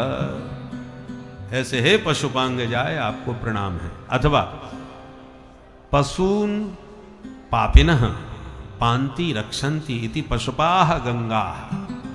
पशु कौन है? जो निरंतर, जिनको कर्तव्य का कुछ ज्ञान नहीं, तमाम पाप किए जा रहे हैं, पेट के नाम पर पाप के धंधे कर रहे हैं। ऐसे जो पापिष्ट प्राणी हैं, उनको गंगा में स्नान करते ही गंगा मैया सारे उनके पाप धो डालती हैं। इसलिए गंगा जी हो गई पशुपाह। पशून पापिनः पांति रक्षन्ति। पशुतुल्य पापियों को भी अपने पापों का प्रक्षालन करके जो पवित्र कर देती हैं, वो पशुपा गंगा हो गई। तो पशुपाह गंगा यस्य अंगात अंगुष्ठात जातः स पशुपांगजः। वो गंगा भगवती जिनके पदांगुष्ठ से प्रकट हुई हैं, चरण कमलों से प्रकट हुई हैं। ऐसे हे पशुपांगज अर्थात हे श्रीमन नारायण प्रभु, आपके चरणों में प्रणाम है। क्योंकि भगवान विष्णु के चरणों से ही गंगा जी का जन्म हुआ है, इसलिए गंगा जी को विष्णुपदी कहा जाता है। ऐसे बहुत सारे अर्थ हैं। पशु माने अज्ञानी जीव, उनको जो धर्म का ज्ञान दे करके जो जीवन का मार्गदर्शन कराते हैं, वो ब्राह्मण हो गए पशुप। ब्राह्मण ही तो धर्म का उपदेश दे करके सबको सन्मार्ग की शिक्षा देते हैं। तो पशून अज्ञानिनः पांति रक्षन्ति धर्म ज्ञानोपदेशात् स पशुपः ब्राह्मणः यस्य अंगात मुखात जातः स पशुपांगजः तस्मै पशुपांगजाय। वो ब्राह्मण जिन भगवान के विराट पुरुष के मुख से प्रकट भये हैं, ऐसे हे विराट पुरुष भगवान, आपके चरणों में प्रणाम। इस प्रकार से आचार्यों ने श्रीमद् भागवत के एक एक अक्षर का खूब गहन चिंतन करके स्वाद लिया है। इसलिए इसको परमहंसों की संहिता कहा जाता है, पारमहंस संहिता है। विद्यावताम भागवते परीक्षा, इसलिए विद्वानों की कड़ी परीक्षा श्रीमद् भागवत में मानी गई है। बोलो जय सिया राम। बहुत प्यारी लंबी चौड़ी स्तुति गाई, पर भगवान ने कोई बात नहीं करी। घबरा गए बेचारे ब्रह्मा जी, तो ब्रजवासियों की स्तुति करने लगे। अहो भाग्यम नंद गोप ब्रजौ कसाम, यन मित्रम परमानंदम पूर्णम ब्रह्म सनातनम। हे प्रभु, मैं तो कहता हूं ब्रह्मा जी की गद्दी पर किसी और को बैठा दो, मुझे तो अपनी ग्वाल मंडली में ग्वाला बना के भर्ती कर लो, क्योंकि ये ब्रजवासी आपके साथ कबड्डी खेल रहे हैं और मैं ब्रह्मा आपके दर्शन को तरस रहा हूं। मुझसे बड़े भाग्यशाली तो ब्रजवासी है। कर जोरे ब्रह्मा खड़े, सुनहु नंद के लाल, देहु ब्रह्म पद और को, हमहु करो ब्रज ग्वाल। ब्रह्मा जी भी ग्वाला बनने को प्रभु से प्रार्थना करने लगे। जब फिर भी नहीं बोले भगवान, तो बेचारे घबराहट में तीन ही परिक्रमा लगा के प्रणाम करके भाग गए। त्रिह परिक्रम्य पादयो। असली ब्रजवासी आज घर आए, तो घर आते बोले मैया तेरे कन्हैया ने आज अघासुर मार दियो। तो भगवान मन में मुस्कुराए, साल भर पुरानी घटना बेचारे आज की यही समझ रहे हैं। ब्रह्मा जी का एक दिन कितना बड़ा है वो हम बता चुके हैं। ब्रह्मा जी का एक दिन माने 1000 चतुर्योगी, चारों युग 1000 बार बीत जाते हैं, तब ब्रह्मा जी का एक दिन होता है। एक दिन में 14 मनमंत्र हो जाते हैं। 14 इंद्र राज्य करके चले जाते हैं ब्रह्मा जी के मात्र एक दिन में। इतना बड़ा एक दिन होता है।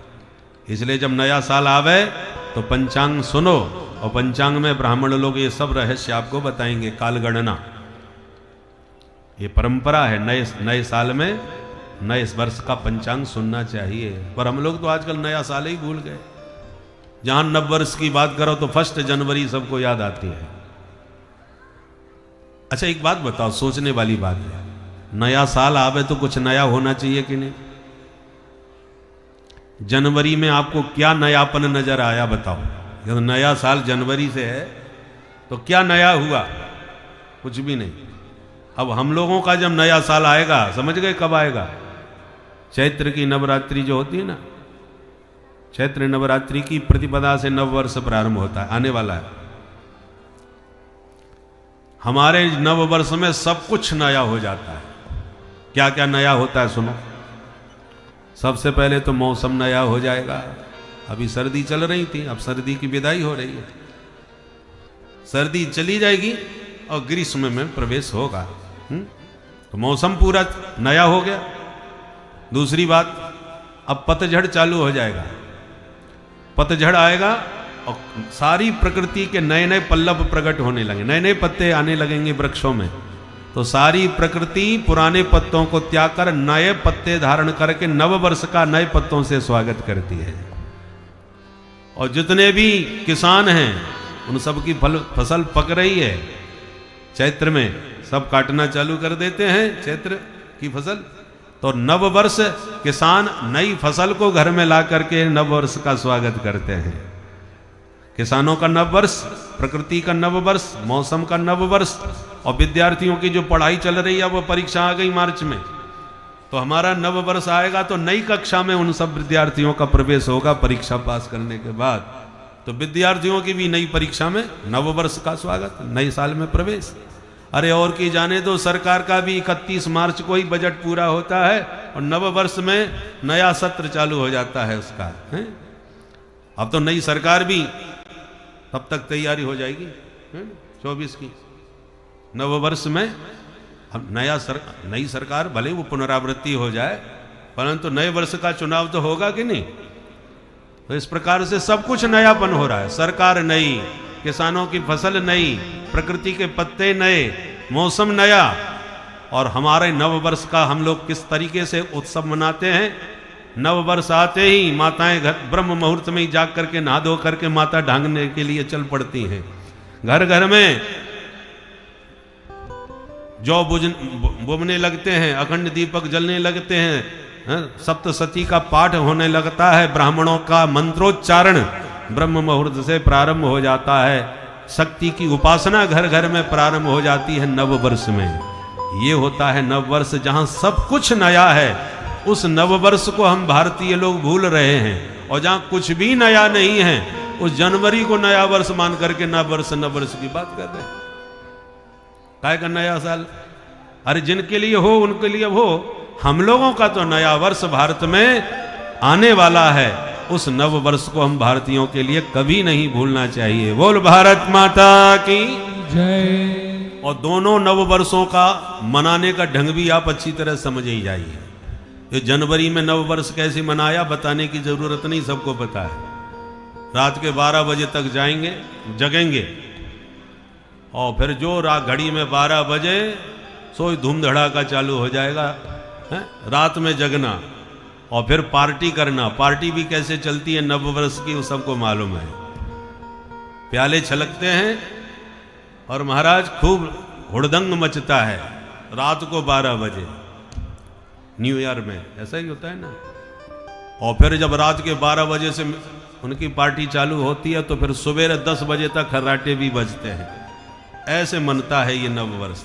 हम लोगों का नव वर्ष मनेगा तो ब्रह्म मुहूर्त में ही जा करके घर घर में दीपक जल करके देवी माँ की शक्ति की उपासना और ब्राह्मणों के मंत्रोच्चारण सुनाई पड़ने लगते हैं। दोनों के मनाने के ढंग में अंतर कितना बड़ा है ये भी समझ लीजिए। इसलिए हम सनातनियों को ही नहीं, संपूर्ण भारतवासियों को नववर्ष, जो हमारा भारतवर्ष का नववर्ष है, जिसको विक्रम नववर्ष माना गया है, उसको धूमधाम से मनाना चाहिए। बोल भारत माता की जय। तो इस प्रकार से ब्रजवासियों को पता ही नहीं चला कि हम एक वर्ष कहां रहे। क्षणार्धम में निरेर भकाहा, आधे क्षण के समान एक वर्ष बीत गया। अब कन्हैया मैया थे, बोले मैया अब हम चराएंगे गैया। तो मैया ने मुहूर्त निकलवा लियो, कार्तिक शुक्ल अष्टमी बुधवार, गोपाष्टमी के दिन से गैया चराना प्रारंभ कर दो। दिवाली के बाद जो अष्टमी आती है ना, गोपाष्टमी उसको कहते हैं। तो उस दिन विशेष रूप से गौ माता का पूजन करना चाहिए। वैसे तो हमारे भारत की संस्कृति की ये परंपरा है कि प्रत्येक गृहस्थ को प्रतिदिन पहली रोटी गौ माता को खिलानी चाहिए, और उस बहाने से प्रतिदिन गौ दर्शन और गौ पूजन हो जाता है। भागवत में लिखा है गाय की पूजा ये नहीं है कि गंगा जी में जबरदस्ती बांध के खड़ी कर रखी और पूंछ पकड़ के दान दे रहे हैं। वो बेचारी डर रही है, घबरा रही है, और फिर भी महाराज दान के लिए उसके पकड़ जकड़ रखा है। ये गौ सेवा नहीं है। गौ की असली सेवा है उसको बढ़िया भोजन कराओ, बढ़िया बढ़िया हरी घास खिलाओ। वो खा करके जब प्रसन्न होगी तब उसके रोम रोम से आशीर्वाद आपको निकलेगा। इसलिए गौ पूजन प्रतिदिन करना चाहिए। यदि नहीं कर पा रहे, महानगरों में यदि रह रहे हो, फ्लैट में रह रहे हो, कैसे पूजन हो, तो फिर गोपाष्टमी के दिन निश्चित रूप से सबको विशेष पूजन कर लेना चाहिए, तो साल भर की पूजा का फल मिल जाएगा। और गोपाष्टमी को जरूर करो। अब बहुत से कहते हैं महाराज हमारे यहाँ गैया है आसपास नहीं है, तो क्या करें? तो भैया जहां गौशाला है वहां जाकर के किसी गैया को गोद ले लो। होता क्या ना, जैसे जिनके घर बच्चे नहीं होते वो बच्चे गोद ले लेते हैं कि नहीं? काय के लिए लेते हैं? ताकि हमारा उत्तराधिकारी बन के हमको तिलांजलि आदि दे, श्राद्ध तर्पण करे।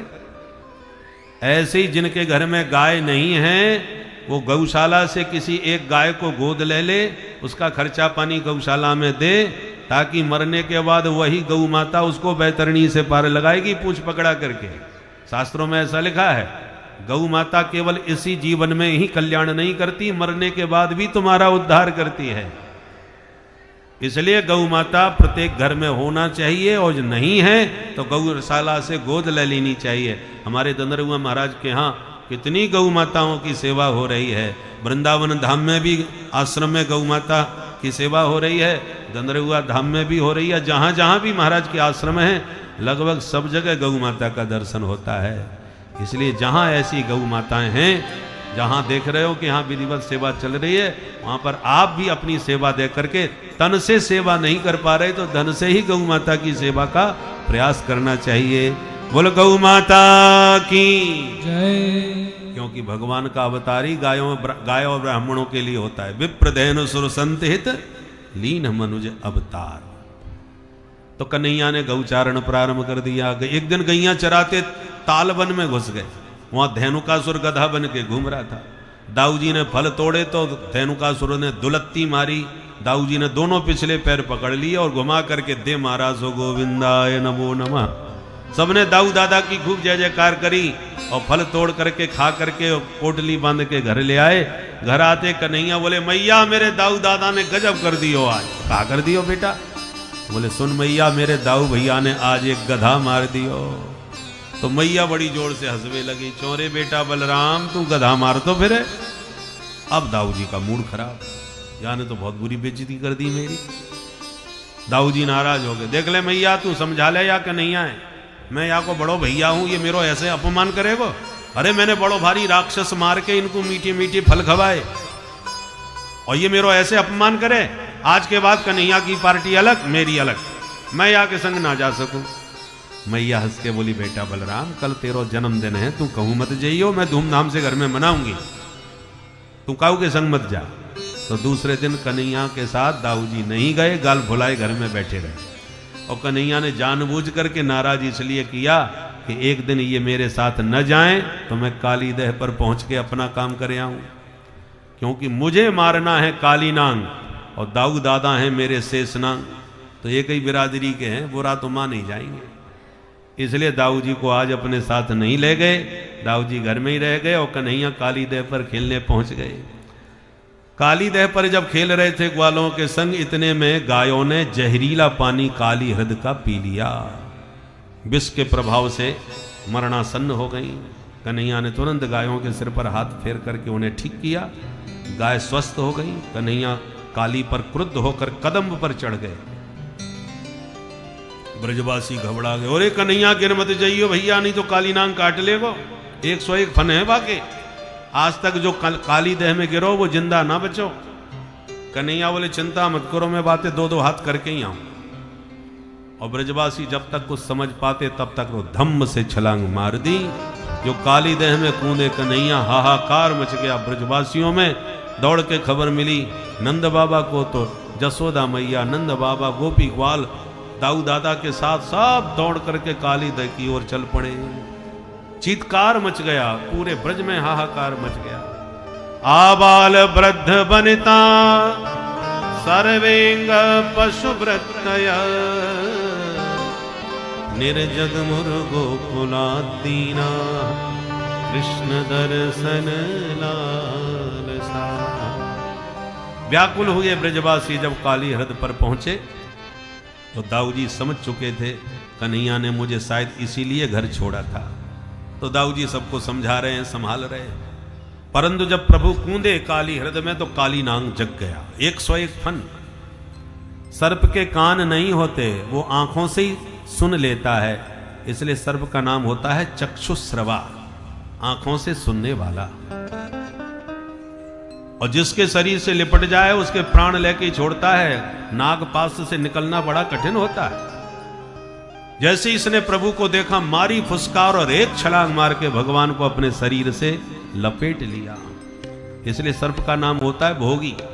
और भोगी की पकड़ से कोई योगी ही निकल सकता है, हर कोई सांप के बंधन से मुक्त नहीं हो सकता।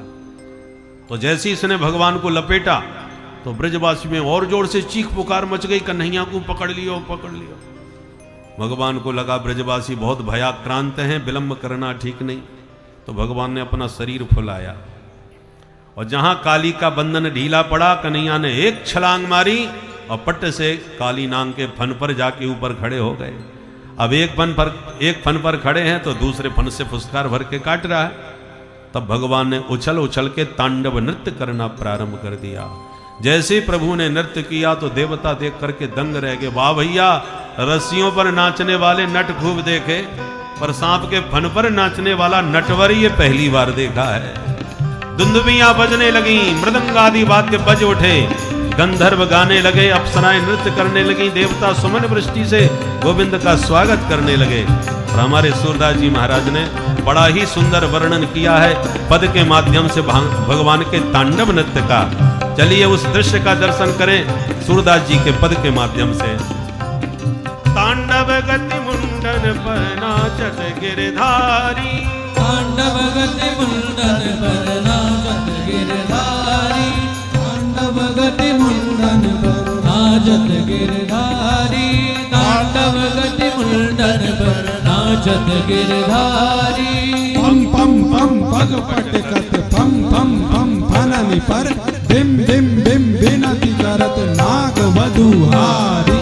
तांडव गति मुंडन पर नाचत गिरधारी, तांडव गति मुंडन पर नाचत गिरधारी। धान धिकट धत्रगिट धिकट कत टिट टिट कत गदगिन धा धागे टिट कत गदगिन धा धागे टिट कत गदगिन। तांडव गति मुंडन पर नाचत गिरधारी, तांडव गति मुंडन पर नाचत गिरधारी। सचक सचक सनकादिक नन नन नन नारद मुनि मम मम मम महादेव बम बम बम बलिहारी। तांडव गति मुंडन पर नाचत गिरधारी, तांडव गति मुंडन पर नाचत गिरधारी। धागे टिटे धागे टिटे धागे टिटे धागे टिटे किरदा टिटे धागे टिटे गदगिन नागे टिटे कद टिटे धागे ना धागे टिटे कद गदगिन धा धागे टिटे कद गदगिन धा धागे टिटे कद गदगिन। तांडव गति मुंडन पर नाचत गिरधारी, तांडव गति मुंडन पर नाचत गिरधारी। विविध विविध विद्याधर दम दम दम देव सकल गंग गंग गंग गुण गंधर्व नाचत जयतारी। तांडव गति मुंडन पर नाचत गिरधारी, तांडव गति मुंडन पर नाचत गिरधारी। दादा दिलता किटता दिलता तिलकदले दादा तिलकदले दादा तिलकदले। तांडव गति मुंडन पर नाचत गिरधारी, तांडव गति मुंडन पर नाचत गिरधारी। सूरदास प्रभु की वाणी किम किम किनहु न जानी चन चन चन चरण परत निर्भय कियो काली। तांडव गति मुंडन पर नाचत गिरधारी, तांडव गति मुंडन पर नाचत गिरधारी। नाचत गिरधारी नाचत गिरधारी, नाचत गिरधारी। बोल काली मर्दन भगवान की जय। यदि यदि सिरो नमतिंग सतई कशीष्ण। 101 फन उसने कि भगवान ने नाच नाच के सब लोह लोहान कर दिए। काली के मुख से निकलने लगा रक्त, उसका हृदय होने लगा विरक्त। तब हुआ भगवान के चरणों में पूरी तरह अनुरक्त। मानो विष के रूप में तमोगुण निकल गया, रक्त के रूप में रजोगुण निकल गया। अब सत्व गुण शेष बचा तो सात्विक भाव उदय होने लगे और मन ही मन भगवान के चरणों में प्रणाम करने लगा। मनसा शरणम जगाम, मन ही मन भगवान की शरण में गया। और नाग पत्नियों ने देखा यदि ऐसी नृत्य होता रहा तो हमारे स्वामी जी की गारंटी खत्म। तब तो हाथ जोड़ के स्तुति करने लगी भगवान की सब नाग पत्नियां। न्यायो हि दंड कृत किल विशेषमिन् तवावतार खल निग्रहाय रिपो सुतानामपि तुल्य दृष्टे दत्से दमं फलमेवानुशंसन।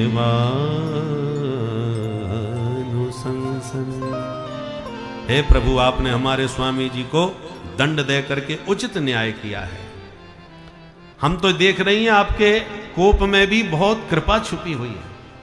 भगवान बोले मार मार के तुम्हारे स्वामी जी की हालत खराब कर दी, तुम्हें इसमें कृपा क्या दिख रही है?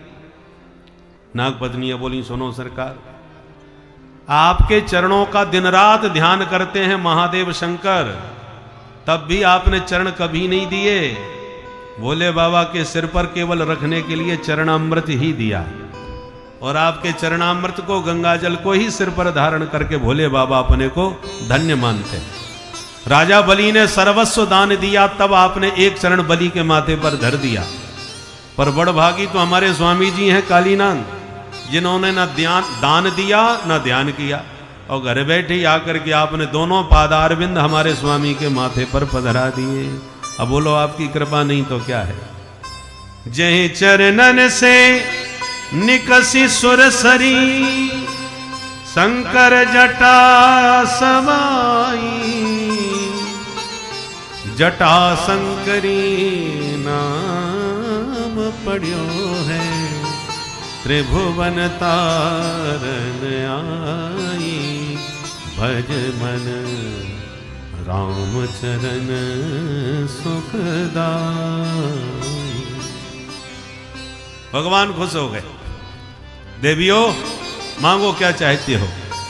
नाग पत्नी हाथ जोड़ के बोली, पति प्राण प्रदीयताम, हम अपने पतिदेव के प्राणों की भीख मांगते हैं आपसे, इन्हें माफ कर दो महाराज। भगवान बोले अब तुम कह रही हो तो चलो माफ कर दिया। और जैसी फन से उतरने को हो गए माधव, एकदम फुसकार भर के कालीनाग तन गया। भगवान सावधान हो गए और बोले, हे देवियों तुम गिड़गिड़ा रही हो हमारे सामने, और ये देखो अभी भी हमको अकड़ दिखाई जा रहा है, समझाओ इसको। नाग पत्नियों ने कालीनाग को इशारा किया, जल्दी माथा नीचे करो, नहीं 2 ठुमके में छुट्टी कर देंगे तुम्हारी। बड़ी मुश्किल से राजीनामा हो पाया है। कालीनाग फुसकारता हुआ बोला, क्या अपराध किया है जो माफी मांगू इनसे, किस अपराध की क्षमा मांगू। भगवान बोले, दुष्ट कहीं के विष बमन करके ब्रज का पूरा वातावरण बिगाड़ दिया। ऊपर उड़ने वाले पक्षी नीचे गिर के मर रहे हैं तेरी विषाग्नि से, और फिर भी तू कह रहा है मैंने क्या अपराध किया।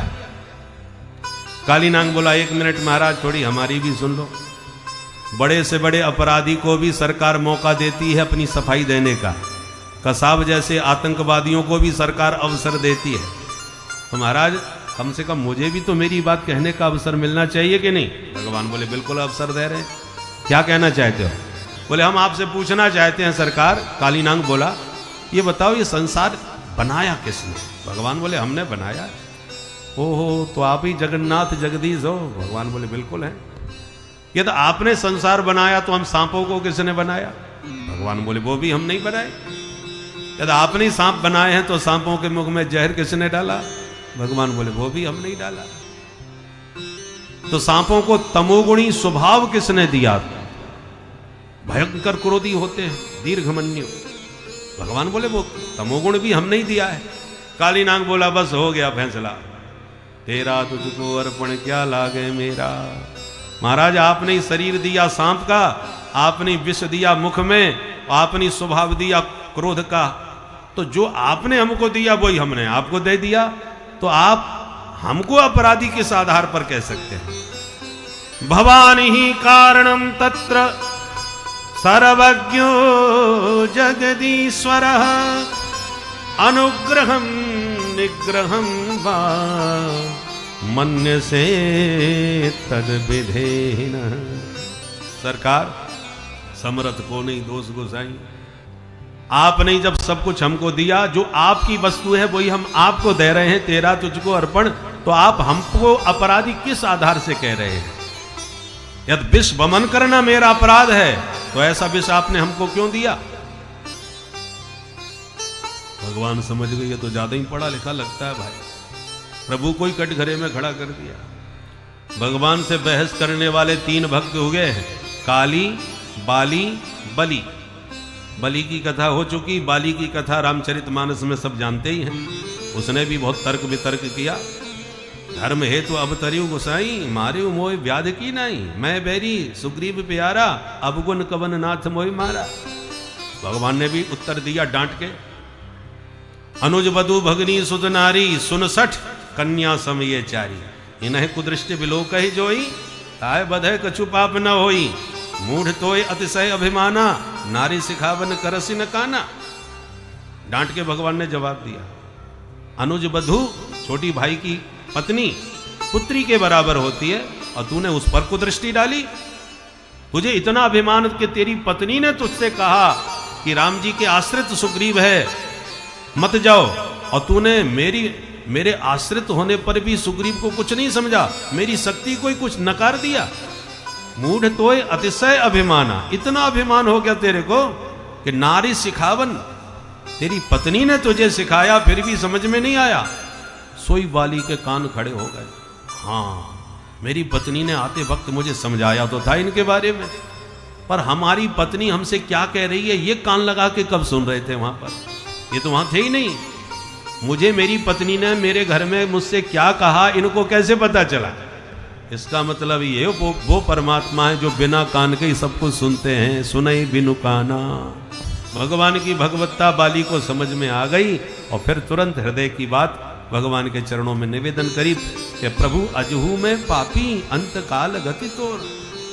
जब आप जैसे मेरे सन्मुख खड़े हैं प्राणांत काल में, तो क्या अभी भी मैं पापी हूं? तो भगवान हृदय की बात जान गए। हृदय से तो प्रेम करता है, ऊपर से कठोर भाषा बोल रहा है। तो भगवान ने फिर हाथ फेरा। तो बाली ने भी तर्क तो किया। अब ये काली है जो तर्क कर रहा है कि महाराज अब आप ही बताइए, जो चीज आपने हमको दी वही हमने आपको दी, तो आपने हमको अपराधी कैसे कह दिया? भगवान समझ गए, ज्यादा ही पढ़ा लिखा है। भगवान बोले सुनो, तेरी बात हमने सुन ली, अब हमारी भी ध्यान से सुन। कहो। भगवान बोले एक बात बता, हमें मालूम है कि तुम सर्प जाति के हो, विषाक्त तुम्हारी प्रकृति है, विष वमन करना तुम्हारा स्वभाव है। सर्व सामान्य प्राणियों के साथ तुम नहीं रह सकते, इसलिए हमने तुम्हारे लिए विशेष द्वीप बना करके दिया, जिसका नाम है रमणक द्वीप। जब हमने तुम्हारे लिए रहने को अलग देश बना करके दे दिया, तो अब अपने देश में जाओ, फिर जितना मर्जी आवे जहर फैलाओ, हमें तुमसे कोई शिकायत कभी नहीं होगी। शिकायत इस बात की है काली नांग कि तुमने अपने लिए देश भी अलग ले लिया और फिर भी हमारे देश में बैठे बैठे विष का वातावरण बना रहे हो, चारों तरफ अपने फनों से विष वमन कर रहे हो, पूरे देश का वातावरण विषाक्त बना रहे हो। क्या ये तुम्हारा अपराध नहीं है? हमारे साथ हमारे देश में ही रहना था तो देश के टुकड़े क्यों करवाए? और रहना है तो हम तो आज भी तुम्हें गले लगाने को तैयार हैं, भाईचारे के साथ रहो। तुम तो भाई को ही चारा बनाना चाह रहे हो। इसलिए हमारे देश में रहना है तो हमारे देश की स्वभाव संस्कृति को समझने की कोशिश करो। सर्वे भवन्तु सुखिनः सर्वे सन्तु निरामयाः, ये हमारे देश की राष्ट्र भावना है। हम लोग नारा लगाते हैं विश्व का कल्याण हो, तो जब विश्व के कल्याण की भावना रखते हैं तो हम तुम्हारा अहित कैसे कर सकते हैं? तुम प्रेम से रहो इस देश में, परंतु तुम अपने स्वभाव को बदल लो, ये विश्व वमन करना छोड़ दो। काली नांग बोला सरकार, स्वभावो दुस्त्यजो नाथ, कोई भी व्यक्ति अपने स्वभाव को बदल नहीं सकता, हम भी अपना स्वभाव नहीं बदल सकते। भगवान बोले बताओ क्या है तुम्हारा स्वभाव, हमें भी तो पता चले।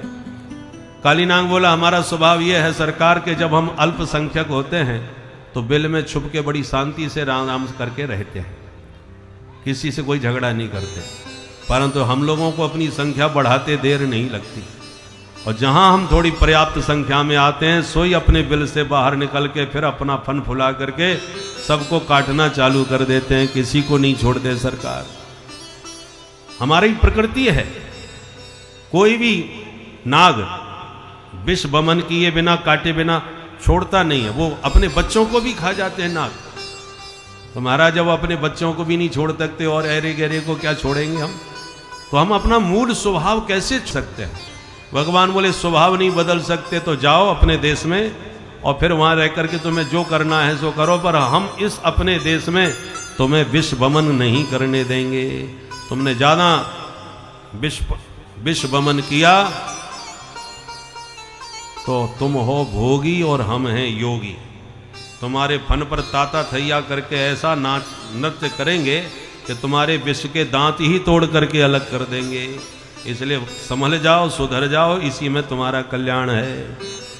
काली नांग बोला महाराज स्वभाव तो बदल नहीं सकते, इसलिए हम अपने ही देश में चले जाते हैं, पर अपने देश में जाके खाएंगे कहाँ महाराज? हमारा देश तो वैसे ही बर्बाद हुआ जा रहा है। और सबसे बड़ी समस्या तो आपका ये वाहन गरुड़ है, ये बहुत खतरनाक है आपका वाहन महाराज। इससे क्या खतरा है? बोले हमारे देश का कोई नाग आकर के 2-4 लोगों को डस के भग जाए अपने देश लौट जाए तो तुम्हारा गरुड़ उड़ के जाता है, 4 की जगह 40 को खा जाता है। बहुत खतरनाक है आपका गरुड़ महाराज। और केवल उड़ के ही नहीं जाता, कभी कभी झाड़ियों से छुप करके भी नागों को ब्यामी से निकाल के अपना आहार बना लेता है। इसलिए कृपा करके इस अपने गरुड़ से हमारे प्राणों की रक्षा करो। भगवान बोले सुनो काली नाग, हमारा गरुड़ अनावश्यक किसी सर्प को अपना आहार नहीं बनाता। हमारा गरुड़ उन्हीं सांपों को खाता है जो आस्तीन के सांप हैं, जो रहते तो इसी देश में हैं, दूध दही घी इसी देश का खाते हैं और इसी देश को डसने के लिए हमेशा फन फुलाए बैठे रहते हैं। ऐसे जो आस्तीन के सांप हैं, हमारा गरुड़ उन्हीं को बिल से बुलडोजर से खोद करके निकाल करके उन्हीं सांपों को अपना आहार बनाता है। इसलिए काली नाग अपना स्वभाव बदल दो और प्रेम से देश में रहो, नहीं तो अपने देश में जाओ। काली नाग बोला महाराज अपने देश में तो चले जाते हैं, पर गरुड़ हम पर हमला न करे, ऐसी हमको आशीर्वाद दो, कृपा करो।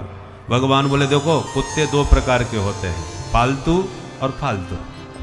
पालतू कुत्तों को कोई नहीं मारता और फालतू कुत्ते हमेशा ही पिटते रहते हैं। इसलिए काली नाग तुम अभी तक फालतू थे, पर आज मैंने तुम्हारे फन पर ताता थैया नृत्य करके अपने चरणों की मोहर मार दी है। और जब मेरे चरणों से अंकित तुम्हारा फन हो चुका है तो अब तुम पालतू हो गए हो मेरे। इसलिए तुम पर गरुड़ आज के बाद कभी प्रहार नहीं करेगा, तुम निश्चिंत होकर के जाओ, क्योंकि मेरे चरण चिन्ह तुम्हारे माथे पर जब देखेगा फन पर तो गरुड़ तुमसे कभी भी प्रहार नहीं करेगा। तब काली नाग प्रभु को प्रणाम करके पूरे परिवार के साथ अपने रमणक द्वीप को प्रस्थान कर गया। बोल काली मर्दन भगवान की। इस प्रकार से भगवान ने काली नाग का निग्रह किया, रात्रि में विश्राम किया काली देह पर अचानक रात में आग लग गई। भगवान सबके नेत्र बंद करा के संपूर्ण अग्नि का पान कर गए। अग्नि पान करके ब्रजवासियों की रक्षा करी। फिर ग्रीष्म ऋतु का वर्णन है, फिर बरसात का वर्णन है, फिर शरद का वर्णन है, फिर हेमंत ऋतु का वर्णन है। हेमंत ऋतु में भगवान ने गोपियों के चीर चुरा करके उन्हें वापस लौटा के कहा कि आगामी शरद पूर्णिमा की रात्रि में हम तुम्हारा मनोरथ महारास में पूरा करेंगे।